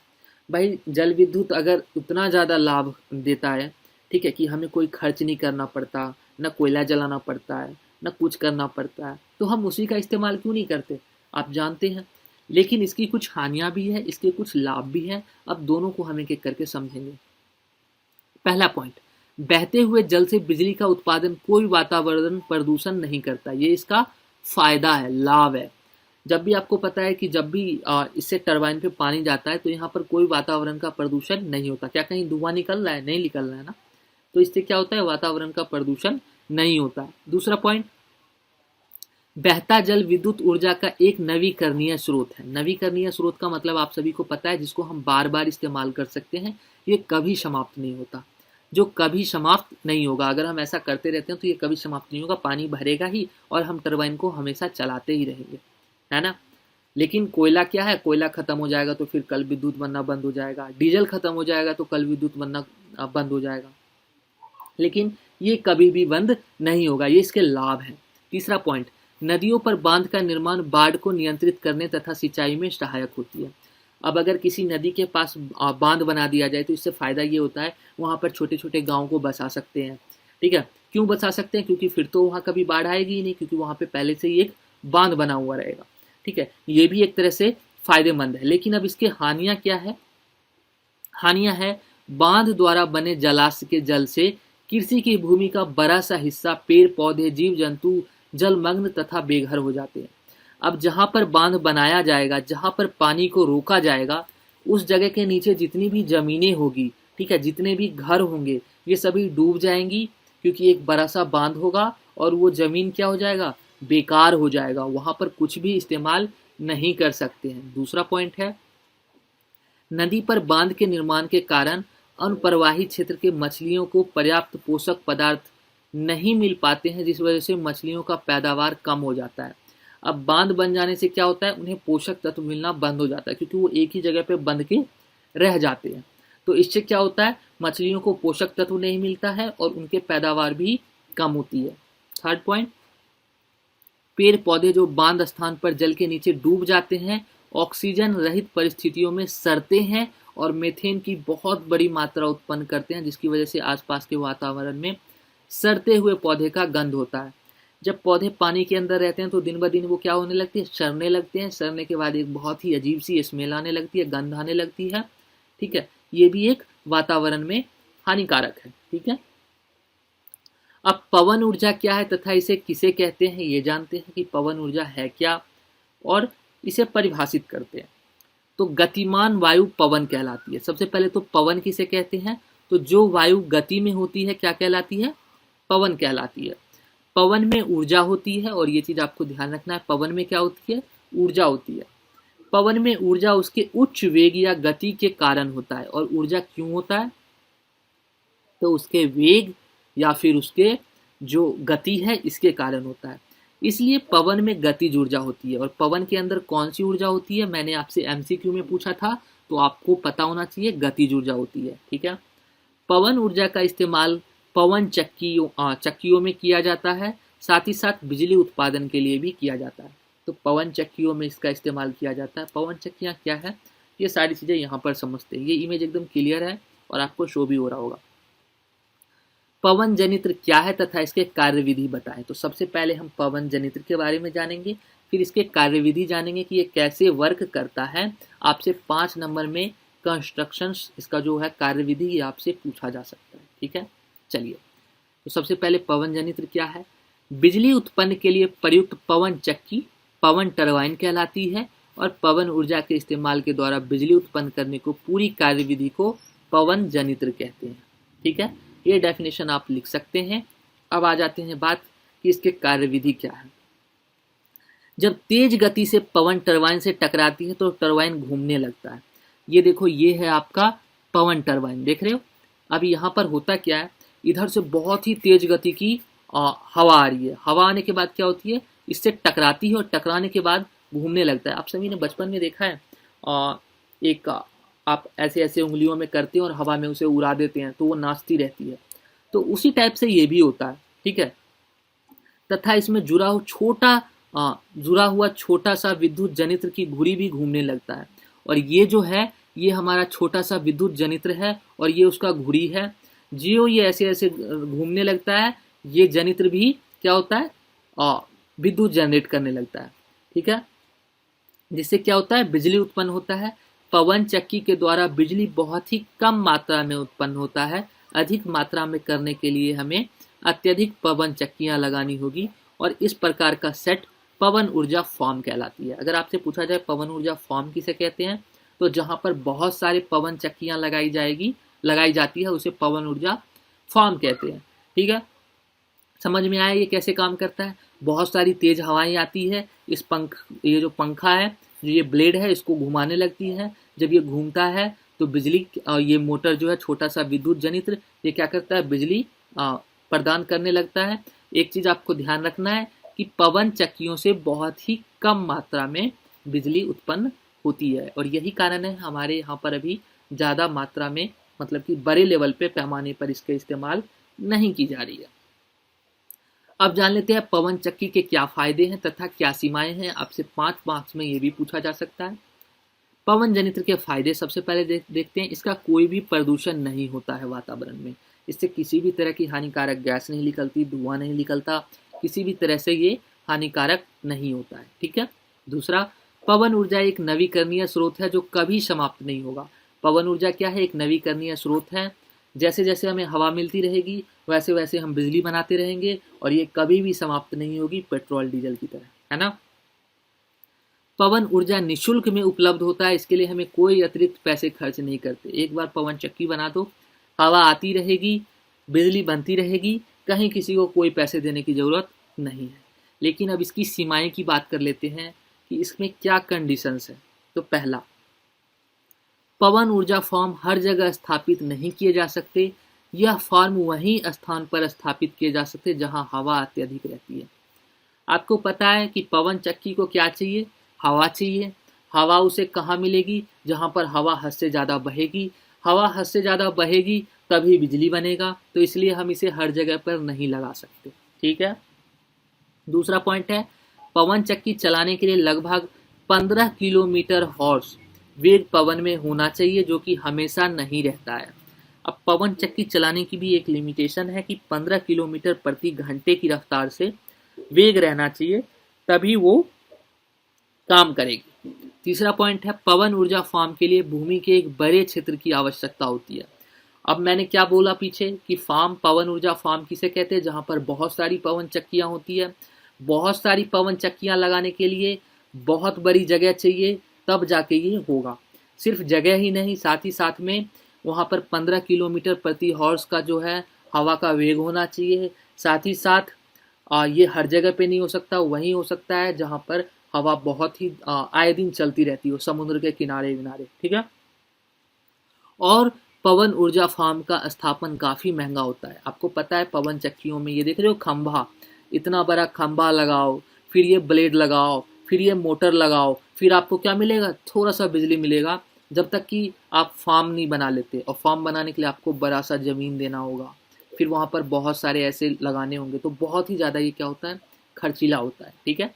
चलिए अब बात कर लेते हैं सौर ऊर्जा क्या है। तो सौर ऊर्जा की बात कर लेते हैं। तो सूर्य अथवा सूरज जिसे हम लोग क्या कहते हैं, सूरज भी बोलते हैं, संपूर्ण ऊर्जा का स्रोत है। सूर्य हमें निःशुल्क ऊष्मा और प्रकाशीय ऊर्जा प्रदान करता है। सूर्य से जो हम ऊर्जा प्राप्त करते हैं उसे सौर ऊर्जा कहते हैं। ठीक है। तो सबसे पहले तो ये जान लीजिए सौर ऊर्जा किसे कहते हैं। सूर्य से प्राप्त हुए ऊर्जा को सौर ऊर्जा कहते हैं। ये निःशुल्क होता है, इसके लिए हम किसी को कोई पैसे नहीं देते, है ना। चलिए अब आपसे पूछा जा सकता है 1 या 2 नंबर में, सौर ऊष्मांक क्या है। तो वह ऊर्जा जो सूर्य से भू अंतरिक्ष के निकट प्राप्त की जाती है, जो कि लगभग 1.4 किलो जूल प्रति सेकंड प्रति वर्ग मीटर होती है, यह मात्रा सौर ऊष्मांक कहलाती है। तो ये चीज आपको याद कर लेना है, रट लेना है, समझने की जरूरत नहीं है। एक चीज याद रखना, साइंस का जो ये चैप्टर है सोर्स ऑफ एनर्जी, ठीक है, इसमें आपको सिर्फ और सिर्फ चीजों को रटना और याद करना है। एक, सौर ऊर्जा युक्तियां क्या है तथा इनके कुछ उदाहरण दें। तो सौर ऊर्जा युक्तियां का मतलब आप समझ जाइए कि जिसका हम इस्तेमाल कर सकते हैं ऊर्जा को, सूर्य ऊर्जा को परिवर्तित करके अपने काम की ऊर्जा में। ठीक है। तो देखते हैं ऐसी कौन सी युक्तियां हैं। हम सभी को पता है कि सूरज से हमें क्या प्राप्त होती है, ऊर्जा प्राप्त होती है। ऐसी युक्तियां जो सूर्य को प्रकाश तथा सौर ऊष्मा को एकत्रित कर ऊर्जा प्रदान करती है, सौर ऊर्जा युक्तियां कहलाती है। ये हो गया आपका डेफिनेशन, आप इसे लिख सकते हैं। सौर ऊर्जा युक्तियां के उदाहरण क्या है, सौर कुकर, जल ऊष्मांक, सौर सेल। सौर सेल का मतलब है सोलर पैनल। आप इसके बारे में सभी लोग जानते होंगे, और मुझे उम्मीद है कि मैक्सिमम लोगों ने सोलर पैनल देख भी रखा होगा कहीं ना कहीं। चलिए अब सौर कुकर क्या है तथा यह कैसे कार्य करता है ये जान लेते हैं। आपके एनसीईआरटी में ये मोस्ट इंपॉर्टेंट क्वेश्चन है, और मैक्सिमम टाइम पूछ लिया जाता है। ठीक है, अब देखते हैं। सौर कुकर एक युक्ति है, युक्ति का मतलब एक मशीन कह सकते हैं, जिसे सूर्य द्वारा विकिरित ऊष्मा ऊर्जा का उपयोग करके खाना पकाने के लिए प्रयोग किया जाता है। और इसका इस्तेमाल कहाँ पर किया जाता है? सूर्य के ऊर्जा से खाना पकाने के लिए किया जाता है। सौर कुकर एक रोधी धातु बक्से या लकड़ी के बक्से का बना होता है। ठीक है, सौर कुकर किसका बना होता है? लकड़ी के बक्से का बना होता है, जिसके अंदर पूर्ण रूप से काला रंग होता है। अच्छा, अब काला रंग क्यों होता है ये आपको पता है? चलिए, आपको पता होगा कि आपने पढ़ा भी होगा कि काले रंग के जो वस्त्र होते हैं वो सबसे ज़्यादा ऊष्मा को अवशोषित करते हैं। अवशोषित करने का मतलब है अपने पास ग्रहण करते हैं। ठीक है, और जब भी आप गर्मी के टाइम में काले कपड़े पहनोगे तो आपको ज़्यादा गर्मी लगेगा। इसके पीछे ये लॉजिक है। इसीलिए वो किस कलर का होता है? काले रंग का होता है अंदर से। बक्से के ऊपरी हिस्से में एक मोटी कांच सीट का ढक्कन होता है। जो ऊपर का हिस्सा होता है, ये वाला हिस्सा, इसमें क्या होता है? एक मोटा सा कांच लगा हुआ होता है। ठीक है, बक्से में एक समतल दर्पण परावर्तक भी लगा होता है। और इसमें क्या होता है? एक समतल दर्पण भी लगा होता है। पकाए जाने वाले भोजन को धातु बर्तन में रखते हैं। ठीक है, और ये जो भोजन है जो यहाँ पर देख रहे हो वो पक रहा है, ये हमें धातु के बर्तन में रखते हैं। ठीक है, अब हम जान लेते हैं सौर कुकर कार्य कैसे करता है। बहुत ही सिंपल है। सौर कुकर को घर के बाहर धूप में रखा जाता है। क्यों धूप में रखा जाता है आपको पता है? अगर घर के अंदर रखेंगे तो हमें सूरज कहाँ से मिलेगा? ठीक है, सौर कुकर के परावर्तक को इस तरह से लगाया जाता है कि वह सूर्य के सामने होता है, और उसका जो परावर्तक, जो मैंने आपको बताया समतल दर्पण होता है, उसको इस तरह से सेट किया जाता है कि सारी की सारी धूप उसी पर पड़े। आप सभी ने लेंस देखा है तो आपने बचपन में किया होगा कि लेंस से ना कागज जलाते हैं। तो क्या करते हैं? सूरज की रोशनी को कागज पे रखते हैं, लेंस के द्वारा कागज पे एक छोटा सा पॉइंट बनाते हैं, और फिर कुछ देर जब हम रखे रहते हैं तो उसमें आग लग जाती है ना। वैसे ही ये भी काम करता है। जब सूर्य की किरणें परावर्तक पर पड़ती है, परावर्तक उन्हें सूर्य के प्रकाश के तेज किरण पुंज के रूप में सौर कुकर बक्से के ऊपरी भाग पर भेजता है। और जब वो परावर्तक के ऊपर सूर्य की किरण पड़ती है तो वो क्या करता है? उसकी सारी रोशनी कहाँ पर भेज देता है? सौर कुकर के जो बक्से हैं वहां पर एक किरण पुंज यानी कि एक डॉट के टाइप बना देता है। सूर्य की ऊष्मा जिसमें कांच सी ढक्कन से गुजरती है और कुकर बक्से के काली भीतरी सतह द्वारा अवशोषित हो जाती है। और फिर होता क्या है? जो उसके काली परत है, मैंने बताया काला परत क्यों होता है, क्योंकि वो ऊष्मा को सबसे ज़्यादा अवशोषित करती है, वहाँ पर चला जाता है। एक बार सूर्य की ऊष्मा किरणें कुकर बक्से में प्रवेश कर जाती है तो कांच सी ढक्कन उन्हें वापस नहीं जाने देता। वो डायरेक्ट सारे के सारे ऊष्मा को अपने अंदर अवशोषित करती जाती है और उसे बाहर निकलने ही नहीं देता। ऊष्मा के बाहर न निकल पाने के कारण अंदर में रखा हुआ भोजन आसानी से क्या होता है? पक जाता है। आपको समझ में आ गया होगा, मुझे उम्मीद है। कहीं भी डाउट हो, मैं बार बार कह रहा हूँ पूरे वीडियो में, तो मुझे लगता है 10 बार अभी तक कह दिया होगा कि कमेंट करना, मैं आपको कमेंट में जवाब दूंगा। फिर भी अगर समझ में नहीं आता तो मैं स्पेशल वीडियो बना के बता दूंगा। ठीक है, लेकिन आप कमेंट करना, डाउट नहीं रहना चाहिए। अब सौर कुकर पर भोजन पकाने के फायदे क्या क्या हैं ये जान लेते हैं। पहला पॉइंट, भोजन पकाने के लिए एक चीज आप ध्यान देना, मैं अभी तक 2 बार बोल चुका हूँ, जब भी आंसर लिखना अगर आपको अच्छे से आता है तो पॉइंट्स में लिखना, टीचर आपको ज़्यादा से ज़्यादा मार्क्स देगा। भोजन पकाने के लिए सौर कुकर का प्रयोग करके हम कीमती ईंधन जैसे कोयला, मिट्टी का तेल, एलपीजी का बचत करते हैं। क्यों? क्योंकि इसमें हमें कहीं भी पैसा नहीं देना होता। बस एक बार ये मशीन ले आओ, खाना रखो, धूप का इंतजार करो, धूप आया, खाना पक गया। ठीक है, ना कोयले की ज़रूरत, ना मिट्टी की तेल की ज़रूरत, ना एलपीजी की ज़रूरत, सबको सब हम बचा लेते हैं। दूसरा पॉइंट है, सौर कुकर का प्रयोग धुआं उत्पन्न नहीं करता है, जिससे हमें वायु को प्रदूषित नहीं करता है। और सौर कुकर जो है आपको पता है इसमें कहीं भी धुआं नहीं निकलता, ऑटोमेटिक खाना पक जाता है सूरज की गर्मी की वजह से। तो ये क्या होता है? ये वायु को प्रदूषित नहीं करता है। जब सौर कुकर में भोजन पकाया जाता है उसके पोषक तत्व नष्ट नहीं होते हैं। और जब भी सौर कुकर में भोजन को पकाते हैं तो उसके पोषक तत्व नष्ट नहीं होते, पोषक चीज़ें उसके अंदर ही रह जाती है। सौर कुकर में एक समय पर 4 खाद्य पदार्थ तक पकाया जा सकता है और हम 4 खाने को एक समय में पका सकते हैं। अब सौर कुकर के हानियां क्या क्या है? आपको पता है, कोई चीज़ की अगर बेनिफिट्स हैं तो उसके लॉस भी है। तो सौर कुकर को रात के समय भोजन पकाने के लिए प्रयोग नहीं किया जा सकता। क्यों? क्योंकि रात में तो सूरज की रोशनी होगी ही नहीं, तो खाना कैसे पकाएंगे। यदि दिन में आकाश में बादल हो तब हम उस पर खाना नहीं पका सकते। क्यों? बादल होगी तो धूप नहीं निकलेगा, धूप नहीं निकलेगा तो खाना कैसे पकेगा, है ना। सौर कुकर के परावर्तक की दिशा को सूर्य के सामने रखने के लिए समय समय पर हमें स्थिति को बदलना पड़ता है। अब होता क्या आपको पता है, सूर्य तो चक्कर लगाती है, सुबह में इधर की तरफ से निकलती है, दोपहर में इधर की तरफ आती है और शाम में इधर की तरफ आकर डूब जाती है ना। तो जैसे जैसे वो इधर से इधर आती रहती है, हमें भी कुकर के स्थिति को बदलते रहना पड़ता है ताकि उसका फोकस जो है वो खाने पे जा सके। बक्सा नुमा सौर कुकर चपाती सेकने तथा तलने के लिए प्रयोग नहीं किया जा सकता। चपाती सेकने के लिए नहीं किया जा सकता, साथ ही साथ जो आपका कोई चीज़ हम तलते हैं वो सौर कुकर पे तल नहीं सकते। ये इसके क्या है, हानियां हैं। चलिए आगे पढ़ते हैं। सौर सेल क्या है तथा इनके कार्यविधि बताएं। तो अब हम पढ़ेंगे सौर सेल के बारे में, जिसे कहते हैं सोलर पैनल। ठीक है, आपको इमेज दिख रहा होगा, ये सोलर पैनल है। ठीक है, ये हमारा छोटा सा विद्युत मोटर है, ये हमारा यहाँ पर बैटरी है, ये हमारा जल पंप है। ठीक है, दिख रहा है। अच्छा, सौर सेल एक युक्ति है। युक्ति का मतलब एक मशीन है जो सौर ऊर्जा को रूपांतरित कर बिजली में परिवर्तित कर देती है, जो कि सूरज की ऊर्जा को बदलकर बिजली में परिवर्तित कर देती है, सौर सेल कहलाती है। ये आपका हो गया डेफिनेशन। सौर सेल मुख्य रूप से सिलिकॉन से बना होता है। किससे बना होता है, ये चीज़ आपको आगे आने वाले कॉम्पिटिटिव एग्जाम में पूछा जा सकता है। सौर पैनल सिलिकॉन से बना होता है। साधारण सौर सेल सिलिकॉन बोरोन जो परत होती है और सिलिकॉन आर्सेनिक परत की सैंडविच का बना होता है। ठीक है, किसका किसका, जो साधारण सोल सेल है वो सिलिकॉन बोरोन की परत और सिलिकॉन आर्सेनिक की परत से बना होता है। तार के एक छोटे टुकड़े को सेल के ऊपरी परत पर सबसे ऊपरी भाग में जोड़ा जाता है। ये यहाँ पर आप देख रहे होंगे 2 पॉइंट जुड़ा हुआ है।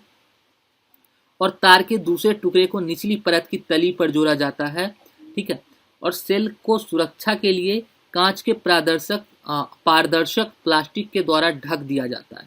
ठीक, जब धूप सौर सेल की सतह पर पड़ती है वह सिलिकॉन परमाणुओं में युक्त इलेक्ट्रॉनों को गतिशील बना देती है। होता क्या है, सिलिकॉन के अंदर जो परमाणु होता है, जब उस पर सूर्य की रोशनी पड़ती है तो उसके परमाणु के इलेक्ट्रॉन जो है वो क्या होता है, गति करने लगता है। ठीक है, इधर से उधर भागने लगता है, जिससे तारों में जो सौर सेल के ऊपरी और सबसे निचली भाग में जुड़े होते हैं धारा प्रवाहित होने लगती है। अब आपको पता है बिजली हमें कैसे प्राप्त होता है, तो इलेक्ट्रॉन की मूवमेंट की वजह से हमें बिजली प्राप्त होता है। तो जब सिलिकॉन पे जब सूरज की रोशनी पड़ता है तो इलेक्ट्रॉन खुद ब खुद इधर उधर भागने लगता है, गति करने लगता है, और फिर क्या होता है, हमें जो वहाँ पे तार लगा रखे हैं उसकी वजह से बिजली उत्पन्न होने लगता है। पर यह बिजली की मात्रा बहुत कम होती है, और होती क्या है, ये बहुत ही छोटी बिजली की मात्रा होती है। तो इसलिए सोलर सेल को एक बड़ी संख्या को जोड़ दिया जाता है। यह सोलर सेल पैनल कहलाता है अथवा सोलर पैनल कहलाता है। तो देखिए होता क्या है, सोलर सेल हम एक छोटे से सोलर के इस पैनल को कह सकते हैं। ठीक है, लेकिन सोलर पैनल किसे कहते हैं, जब ऐसे ऐसे बहुत सारे मशीनों को जोड़ दिया जाए तो वो कहलाता है सोलर पैनल। ये एक टुकड़ा देख रहे हैं, ये कहलाएगा सोलर सेल, ये एक टुकड़ा कहलाएगा सोलर सेल, लेकिन ये सारे टुकड़े जब जोड़ दिए जाते हैं तो क्या कहलाते हैं, सोलर पैनल कहलाते हैं। ठीक है, चलिए सोलर पैनल के फायदे और हानियां भी जान लेते हैं। तो इन्हें रख रखाव की खास आवश्यकता नहीं होती है, एक बार छत पे लगा दो, ये अपना काम करते रहते हैं, बैटरी को चार्ज करते रहते हैं, बाद में आप उस बैटरी को यूज़ करते हैं। आपने देखा होगा कि दिल्ली हो गया, बिहार हो गया, खास करके यूपी हो गया, यहाँ के जो स्ट्रीट लाइट होते हैं, जो खंभे वाले लाइट होते हैं, इस पे अभी तो बहुत कम जगह पे, लेकिन एक समय था जहाँ एक सोलर पैनल लगा होता था और उसके नीचे एक बल्ब लगा होता था। सोलर पैनल क्या करता था, चार्ज कर देता था बैटरी को और फिर रात में वो बल्ब जलता रहता था, है ना। तो ये सोलर पैनल का ही कमाल था। एक बार लग जाने के बाद यह सरलता पूर्वक अपना कार्य करता रहता है। एक बार इसको छत पे या कहीं ऊंची जगह पे सेट कर दो, ये अपना काम करता रहेगा। ठीक है, यह छोटे मोटे आबादी वाले क्षेत्र में बिना कठिनाई के आसानी से छत पर लगाकर उपयोग किया जा सकता है। मैंने बताया आपको, इसमें किसी भी ऐसे युक्ति की जरूरत नहीं होती जिससे कि फोकस किया जा सके सोलर पैनल पे।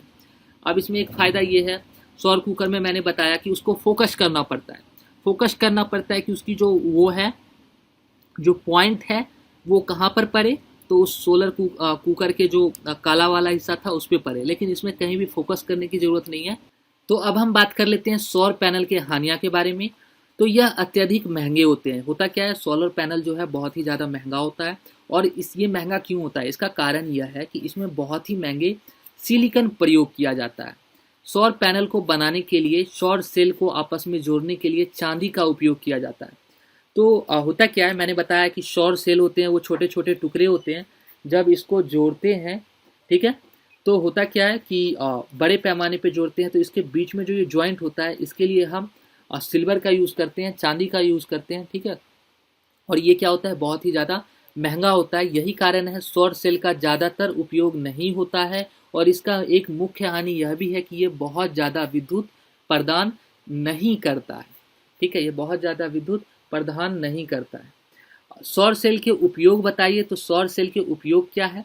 तो सौर सेल का उपयोग कृत्रिम उपग्रह और अंतरिक्ष मशीन में विद्युत आपूर्ति के लिए प्रयोग किया जाता है। होता क्या है, अंतरिक्ष में जो सैटेलाइट या कुछ भी भेजा जाता है, तो उसमें अगर हम एक लिमिट में विद्युत वो भेजें, पेट्रोल भेज दे, डीजल भेज दे या कुछ भी भेज दे, तो आज नहीं कल वो ख़त्म हो ही जाएगा।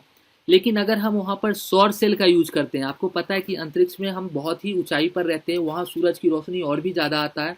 और सबसे बड़ी बात कि वहाँ पर दिन और रात नहीं होता, वहाँ पे हमेशा सूरज की रोशनी आती रहती है। इस वजह से होता क्या है कि वो हमेशा चार्ज होता रहता है। और वो कभी भी क्या है, उसको कभी भी ऐसा नहीं है कि इलेक्ट्रिसिटी की कमी हो, ठीक है, विद्युत की कमी होती है, वो हमेशा उसका इस्तेमाल चार्ज करके करता ही रहता है, ठीक है। तो इसका इस्तेमाल मुख्य रूप से कहाँ करते हैं, उपग्रह और अंतरिक्ष में जो मशीन भेजते हैं उसके लिए करते हैं। सौर सेल का प्रयोग दूर इलाके जहाँ विद्युत तार द्वारा पहुँचाना बहुत मुश्किल है, वहाँ इस्तेमाल किया जाता है। कुछ ऐसे भी इलाके हैं, मान लीजिए पहाड़ी इलाके, जहाँ पर धूप तो आती है सही अमाउंट में, बट वहाँ पर तार नहीं पहुँचा सकते। अब तो खैर हर जगह अवेलेबल हो गया है, लेकिन पहले के समय में कुछ ऐसी जगह थी जहाँ पर तार नहीं जाती थी, तो वहाँ पर लोग जो पैसे दे के खरीद सकते थे, वो खरीद के सोलर पैनल लगाते थे। सौर सेल का उपयोग यातायात संकेत, घड़ी में, कैलकुलेटर वाली आपने एक घड़ी देखा होगा जो सोलर पैनल पे चलता है, खिलौना हो गया, इन सब के लिए इस्तेमाल किया जाता है, ठीक है। और भारत की राज्य सरकार इसका उपयोग बिजली के खंभे के ऊपर लाइट जलाने के लिए भी प्रयोग करती है। आप सभी ने देखा होगा कि जो स्ट्रीट लाइट होते हैं, जो हमारे आसपास खंभे लगे हुए लाइट होते हैं, उस पे ऊपर में सोलर पैनल लगा होता है, एक बल्ब लगा होता है, सोलर पैनल से बैटरी चार्ज होती है और रात में उससे बल्ब जलता है, ठीक है। चलिए आगे देखते हैं। जैव द्रव्यमान ऊर्जा किसे कहते हैं, तो पौधे तथा पेड़ों के मृत भाग, जब पेड़ पौधे, ठीक है, मर जाते हैं, मरने का मतलब है कि गिर जाते हैं, वो सूख जाते हैं, ठीक है, तो और पशुओं के अपशिष्ट पदार्थ जैव द्रव्यमान कहलाता है। तो ये क्या कहलाता है, जैव द्रव्यमान कहलाता है। जैव द्रव्यमान कार्बनिक पदार्थ है, और ये क्या है, कार्बनिक पदार्थ है, जिसे ऊर्जा उत्पन्न करने के लिए ईंधन के रूप में प्रयोग किया जाता है। जैव द्रव्यमान में कार्बन यौगिक के रूप में रासायनिक ऊर्जा होती है और यह एक नवीकरणीय ऊर्जा स्रोत है, ठीक है। चलिए आगे देखते हैं। लकड़ी तथा कोयले से आप क्या समझते हैं तथा इसमें कौन बेहतर है बताइए। अब आपसे पूछा जाए लकड़ी अच्छा है या कोयला अच्छा है, ठीक है, तो आपको दोनों में अंतर करना है। लकड़ी जैव द्रव्यमान है, जब लकड़ी जलती है ऊष्मा उत्पन्न होती है, इसलिए लकड़ी पुराने समय में ईंधन के रूप में प्रयोग की जाती थी। अब हम लोग एलपीजी सिलेंडर को यूज़ करने लगे हैं। पहले के समय में घर का खाना हो या कुछ भी हो, ठीक है, तो हम किसका इस्तेमाल करते थे, लकड़ी का इस्तेमाल करते थे। लकड़ी ऊर्जा का एक नवीकरणीय स्रोत है। नवीकरणीय स्रोत का मतलब क्या है, हम इसको बार बार यूज कर सकते हैं। सपोज कीजिए हमने 10 पेड़ को काट के अपने खाना बनाने के लिए इस्तेमाल किया, अगर हम फिर से 10 पेड़ लगा दें तो ये कभी समाप्त नहीं होगा। ये एक ऊर्जा का नवीकरणीय स्रोत है। लकड़ी पेड़ों को काटकर प्राप्त की जाती है। यदि हम जितना पेड़ काटते हैं उतना ही लगा दे तो यह एक नवीकरणीय स्रोत कहलाता है। लकड़ी को कोयला नामक अधिक उत्तम ईंधन में परिवर्तित किया जा सकता है।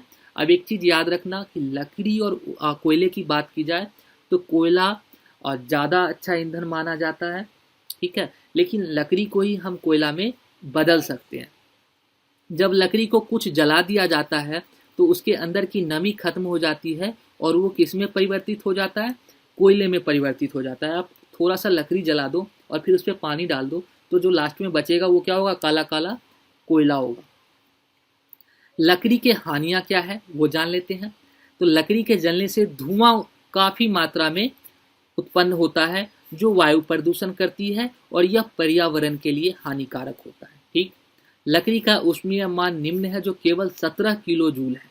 ठीक है, तो लकड़ी का ऊष्मीय मान क्या है, कम है कंपैरिजन टू, अगर हम तुलना करें कोयले से। अगर हम ज़्यादा लकड़ी काट लेते हैं तो यह हमारे पर्यावरण पर इसका असर पड़ता है। अगर हम ज़्यादा लकड़ी काट लेते हैं, पेड़ को वापस लगाते नहीं हैं, तो यह हमारे पर्यावरण के लिए भी खतरनाक है। अब कोयले के फायदे देख लेते हैं। कोयले को लकड़ी से अधिक ऊष्मीय मान होता है, मैंने बताया इसका सिर्फ 17 किलो जूल होता है, लेकिन जो कोयला है इसका ऊष्मीय मान इससे अधिक होता है। कोयला जलते समय धुआं नहीं उत्पन्न करता है। ठीक है, जब कोयला जलता है तो आपने देखा होगा वो राख छोड़ता है। ठीक है, कोयला जलने के बाद राख बनता है, लेकिन जब वो जलता है तो वो लाल हो जाता है ना, लाल हो जाता है, लेकिन वो धुआं ज़्यादा मात्रा में उत्पन्न नहीं करता है। जबकि लकड़ी जलते समय ढेर सारा धुआं देता है। अगर आप हरी लकड़ियां जला दो जिसके अंदर पानी की मॉइस्चर मात्रा हो तो वो जलते समय धुआं देता है, जो कि पर्यावरण के लिए क्या है, नुकसानदेह होता है।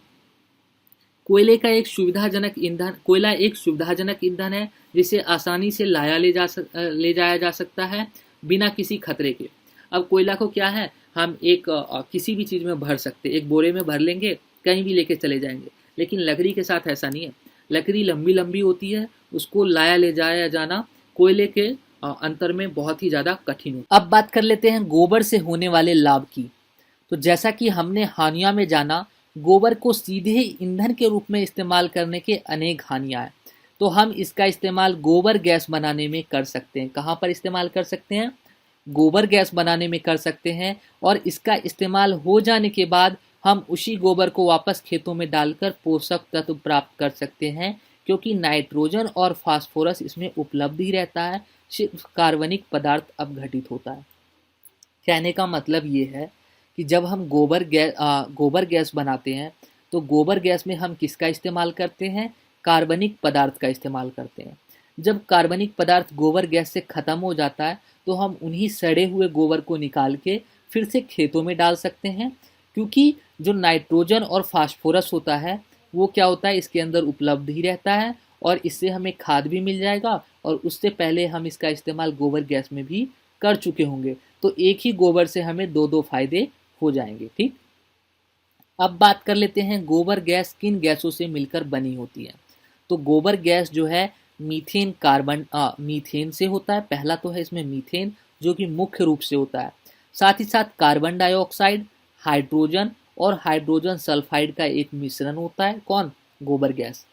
जब गैस का प्रमुख घटक यहाँ पर ना जिस गैस का प्रमुख घटक कौन होता है, मीथेन होता है, मैंने बता रखा है, जो कि एक अत्यंत उत्तम ईंधन है। मीथेन क्या है, एक बहुत ही अच्छा ईंधन है। जब गैस में 75% तक मीथेन गैस उपस्थित होती है, तो जिस गैस में कितने परसेंट, 75% तक मीथेन गैस उपस्थित होती है। चलिए, गोबर गैस के प्रमुख उपयोग बताइए। तो गोबर गैस के प्रमुख उपयोग क्या है। सबसे पहला, मैं पॉइंट में इसलिए लिख रहा हूँ ताकि एग्जामिनर आपसे खुश हो, आप भी वहाँ पर पॉइंट्स में लिखो और आपको फुल मार्क्स मिल जाए। गोबर गैस का उपयोग भोजन पकाने के लिए ईंधन के रूप में प्रयोग किया जाता है। दूसरा पॉइंट है, गोबर गैस बिना धुएं के जलती है और वायु प्रदूषण नहीं करती है। ठीक है। तीसरा पॉइंट, गोबर गैस का उच्च ऊष्मीय मान होता है। चौथा पॉइंट, गोबर गैस कोई अवशेष नहीं छोड़ता है, जबकि लकड़ी, कोयला यह सभी क्या छोड़ते हैं, राख छोड़ते हैं। गोबर गैस को साफ सुथरा गैस माना जाता है। ठीक है, ये सारे उसके क्या है, फायदे और उपयोग है। छठा, गोबर गैस को इकट्ठा करने में कोई समस्या नहीं है, इसे पाइपों द्वारा आसानी से इस्तेमाल कर सकते हैं। सातवां, गोबर गैस अन्य गैसों से क्या होती है, सस्ती होती है। क्या होती है, सस्ती होती है। गोबर गैस का इस्तेमाल प्रकाश व्यवस्था के लिए भी करते हैं। तो गोबर गैस का इस्तेमाल हम किसके लिए करते हैं? प्रकाश व्यवस्था के लिए भी करते हैं। जैव गैस को ही गोबर गैस कहते हैं, का इस्तेमाल ईंधन चलाने के लिए भी किया जाता है। जैव गैस का इस्तेमाल बिजली उत्पन्न करने के लिए भी किया जाता है। तो ये सभी के सभी क्या है? उपयोग तथा बेनिफिट्स है। आप इन्हें पॉइंट्स में लिख सकते हैं, तो आपको full out of full marks he examiner देगा। चलिए आगे देखते हैं। जैव द्रव्यमान अथवा जल विद्युत में क्या अंतर है?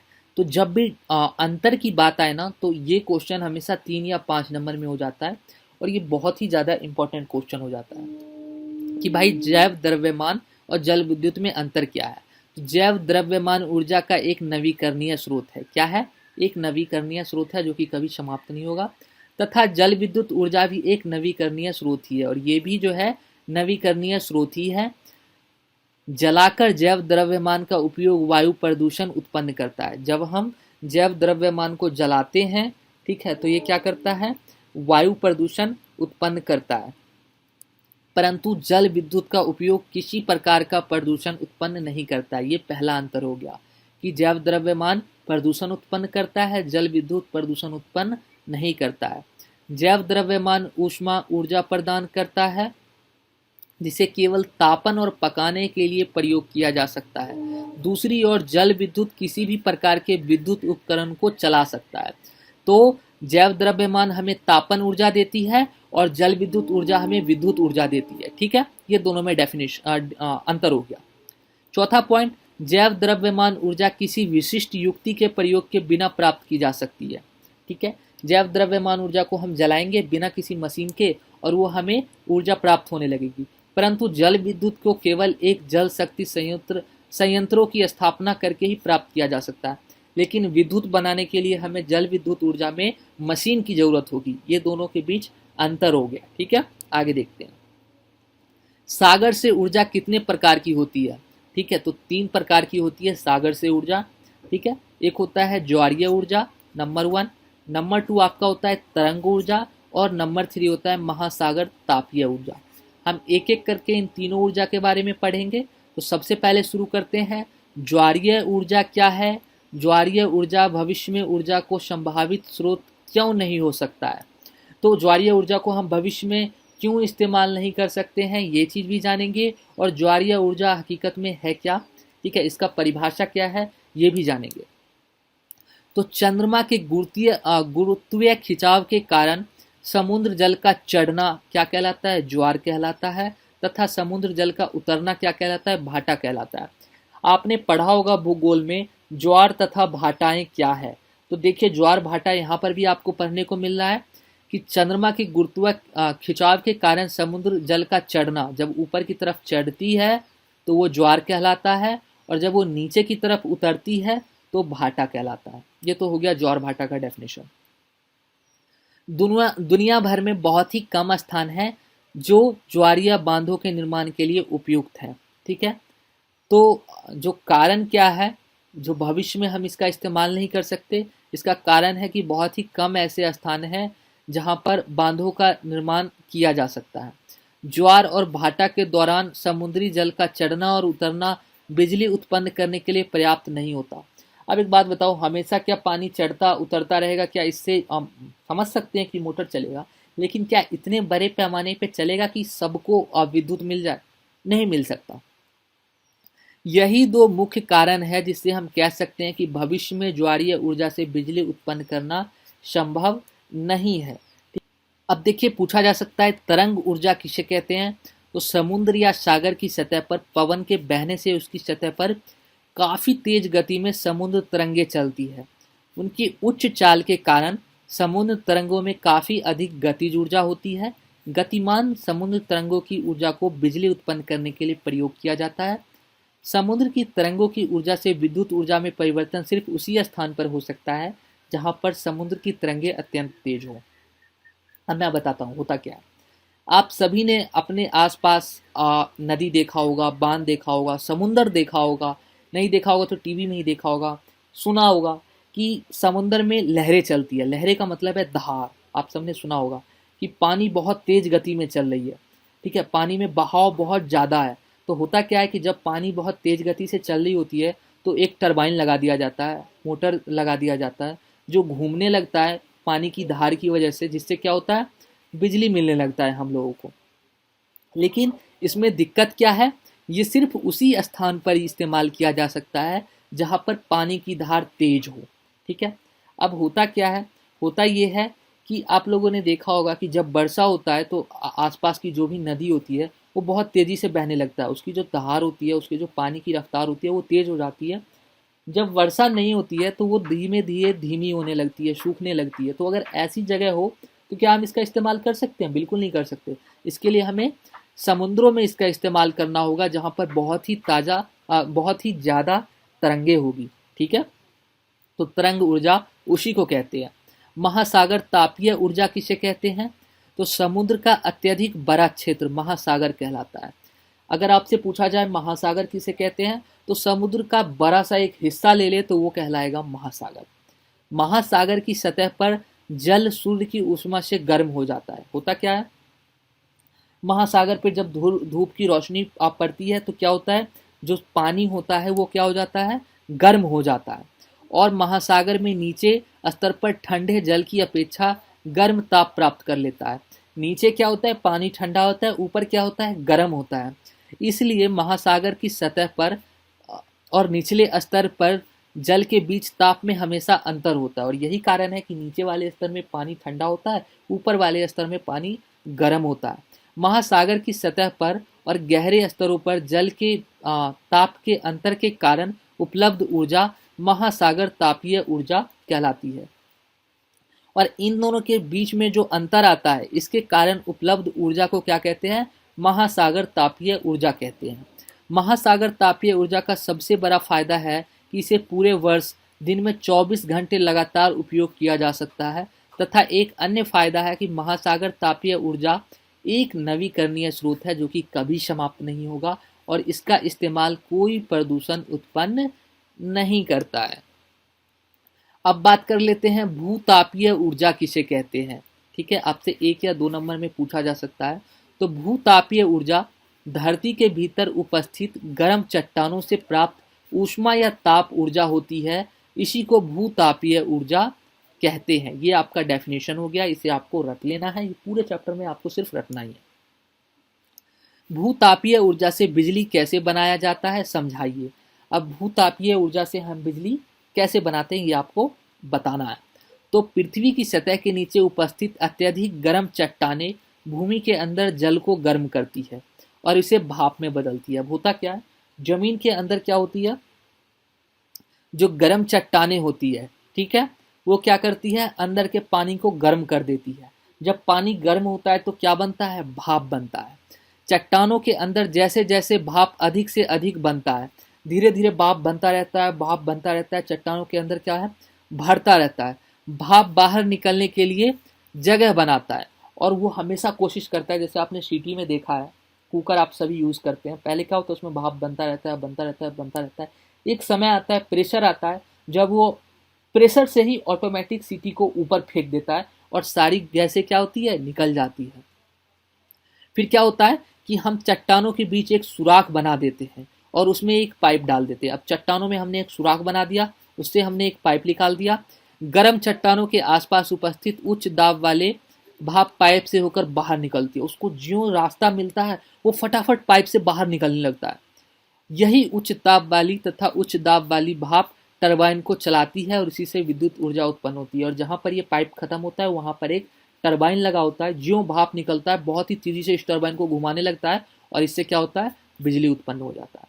तो आप समझ गए भूतापीय ऊर्जा से बिजली कैसे प्राप्त होती है। चलिए अब भूतापीय ऊर्जा के लाभ तथा हानियां जान लेते हैं।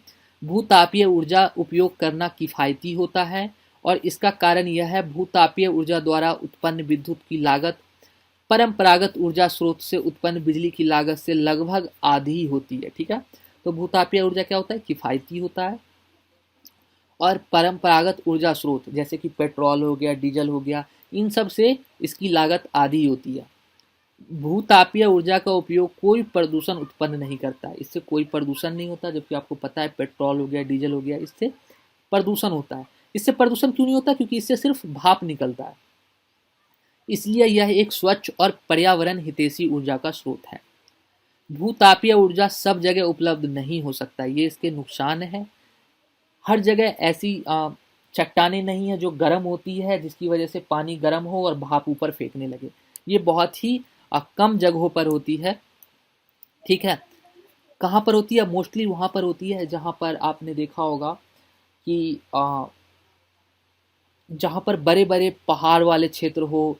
ठीक है, ऐसी जगहों पर ये ज़्यादातर उपलब्ध होती है क्योंकि चट्टानों की बात की जा रही है। ठीक है, भूतापीय ऊर्जा प्राप्त करने के लिए पृथ्वी के भीतर गहराई तक सुराख करना तकनीकी रूप से अत्यधिक कठिन महंगा होता है। जमीन के अंदर थोड़ी सुराख नहीं करनी पड़ती बल्कि बहुत ही ज़्यादा सुराख करनी पड़ती है, फिर उसमें पाइप डालनी पड़ती है, फिर उससे बाहर भाप निकालनी पड़ती है, फिर टरबाइन घुमानी पड़ती है। तो उतनी अंदर सुराख करना बहुत ही मुश्किल होता है और ये आसान नहीं है, इसमें बहुत ज़्यादा पैसे लगते हैं। भूतापीय ऊर्जा का उपयोग भारत में कहाँ पर किया जा सकता है? तो भारत में कौन सी ऐसी जगह है जहाँ पर भूतापीय ऊर्जा का उपयोग किया जा सकता है? तो आपको ध्यान रखना है, मध्य प्रदेश, हिमाचल प्रदेश में किया जा सकता है। ठीक है, चलिए आगे देखते हैं। नाभिकीय ऊर्जा किसे कहते हैं तथा यह कितने प्रकार के होते हैं, आपसे पूछा जा सकता है 2 नंबर में क्वेश्चन। तो भौतिक अभिक्रिया जिसके अंतर्गत परमाणु के नाभिक में परिवर्तन होते हैं नाभिकीय अभिक्रिया कहलाती है, ये आपका डेफिनेशन हो गया। और नाभिकीय अभिक्रिया के दौरान निर्मुक्त ऊर्जा नाभिकीय ऊर्जा कहलाती है। यह ध्यान रखें, नाभिकीय ऊर्जा को परमाणु ऊर्जा भी कहा जाता है। अगर आपसे नाभिकीय ऊर्जा की जगह पूछ लिया जाए परमाणु ऊर्जा किसे कहते हैं तथा कितने प्रकार के होते हैं, तो आपको कंफ्यूज नहीं होना है, नाभिकीय ऊर्जा को ही परमाणु ऊर्जा कहते हैं। ठीक है, नाभिकीय ऊर्जा को मुख्य रूप से 2 प्रकार के नाभिकीय प्राप्त की जा सकती है। कौन कौन से? तो नाभिकीय विखंडन, नाभिकीय संलयन, जिसे इंग्लिश में न्यूक्लियर फिजन और न्यूक्लियर फ्यूजन कहते हैं। ठीक है, चलिए अब इसके बारे में जान लेते हैं। नाभिकीय विखंडन किसे कहते हैं तथा इसको कहाँ पर उपयोग किया जाता है? वह प्रक्रिया जिसमें रेडियोधर्मी परमाणु, जिसके अंदर आते हैं यूरेनियम, प्लूटोनियम तथा थ्योरियम का बाहरी नाभिक छोटे छोटे नाभिकों में टूट जाता है। जब निम्न ऊर्जा न्यूट्रॉन से बमबारी की जाती है, नाभिकीय विखंडन कहलाती है। ठीक है, इस चीज को आपको ध्यान में रखना है, रट लेना है।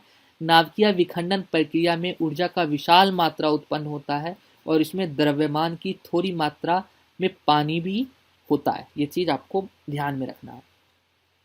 नाभिकीय विखंडन अभिक्रिया के दौरान उत्पन्न ऊर्जा को नाभिकीय शक्ति संयंत्र, जिसे कहते हैं न्यूक्लियर पावर प्लांट, आपने सुना होगा कि न्यूक्लियर पावर प्लांट देश में अवेलेबल है, जहाँ पर न्यूक्लियर रिएक्टर्स होते हैं, वहाँ पर में बिजली उत्पन्न करने के लिए भी प्रयोग किया जाता है। इसलिए क्योंकि ये बहुत ही ज़्यादा ऊष्मा और विशाल मात्रा में ऊर्जा उत्पन्न करती है। क्यों? क्योंकि इसमें रेडियोधर्मी पदार्थ होते हैं जो कि यूरेनियम, प्लूटोनियम और थ्योरियम है। नाभिकीय शक्ति संयंत्र किसे कहते हैं, अब आपसे पूछ लिया जाए, जिसे कहते हैं इंग्लिश में न्यूक्लियर पावर प्लांट किसे कहते हैं। भारत में नाभिकीय शक्ति संयंत्र कहाँ पर स्थित है? मोस्ट इंपॉर्टेंट क्वेश्चन है, ना सिर्फ अभी के लिए बल्कि आगे आने वाले, अगर आप इन फ्यूचर कॉम्पिटिटिव एग्जाम में बैठते हैं तो आपसे ये सवाल पूछा जा सकता है। शक्ति संयंत्र जिसमें भाप बनाने और टरबाइन घुमाने, बिजली बनाने हेतु जनित्र को चलाने के लिए आवश्यक ऊर्जा को रूपांतरित करने वाला संयंत्र नाभिकीय शक्ति संयंत्र कहलाता है। ये डेफिनेशन हो गया। नाभिकीय शक्ति संयंत्र ऊष्मा उत्पन्न करने के लिए ईंधन के रूप में यूरेनियम 235 का उपयोग करते हैं। ठीक है, इसके अलावा सबसे मोस्ट इंपॉर्टेंट, अगर इस चीज़ को आप भूल भी जाते हैं तो इट्स ओके, चलेगा, लेकिन इसे आपको याद रखना है कि भारत में नाभिकीय संयंत्र उपलब्ध कहाँ कहाँ पर है, ये स्थान के नाम। तो महाराष्ट्र में है। महाराष्ट्र में कहाँ पर? तो तारापुर एक जगह है, वहाँ पर। फिर बात कर लेते हैं राजस्थान में है, तो राजस्थान में कहाँ? तो कोटा, कोटा एक जगह है, आप सभी लोग जानते होंगे जो आईआईटी की तैयारी करते हैं। ठीक है, वो मोस्टली कोटा में जाके करते हैं। तो कोटा के नज़दीक ही एक राणा प्रताप सागर जगह है, वहाँ पर ये है। तमिलनाडु में कलपक्कम एक जगह है, वहाँ पर है। उत्तर प्रदेश में नरोगा जगह पे है, गुजरात में कापरापुर में है और कर्नाटक के काइंगा में है। ठीक है, क्या चीज़ है? तो न्यूक्लियर पावर प्लांट, जिसे हिंदी में नाभिकीय शक्ति संयंत्र कहते हैं, ये यहाँ पर अवेलेबल है अभी भारत में। कहाँ पर? भारत में। चलिए, आइंस्टाइन का द्रव्यमान ऊर्जा संबंध क्या है? 2 नंबर में आपसे पूछा जा सकता है। तो आइंस्टाइन ने कहा है कि द्रव्यमान और ऊर्जा समतुल्य है। क्या है? समतुल्य है, जिसे उन्होंने समीकरण द्वारा संबंधित किया है। तो उन्होंने एक समीकरण दिया है, क्या समीकरण है? E equal to M C है, ठीक है। तो आइंस्टाइन ने क्या कहा था कि द्रव्यमान और ऊर्जा समतुल्य है, ठीक है, और इसके लिए उन्होंने एक समीकरण भी दिया है, संबंधित किया है, जहां पर E क्या है? उत्पन्न ऊर्जा की मात्रा है। E क्या है?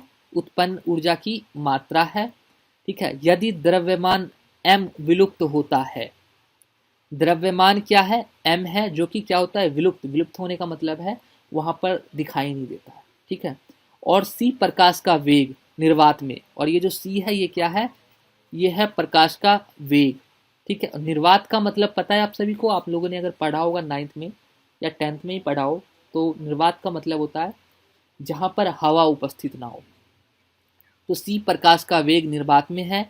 क्योंकि प्रकाश का वेग बहुत ही तेज है, इसलिए थोड़ा सा द्रव्यमान विलुप्त होने पर भी ऊर्जा का अत्यधिक विशाल मात्रा उत्पन्न होती है।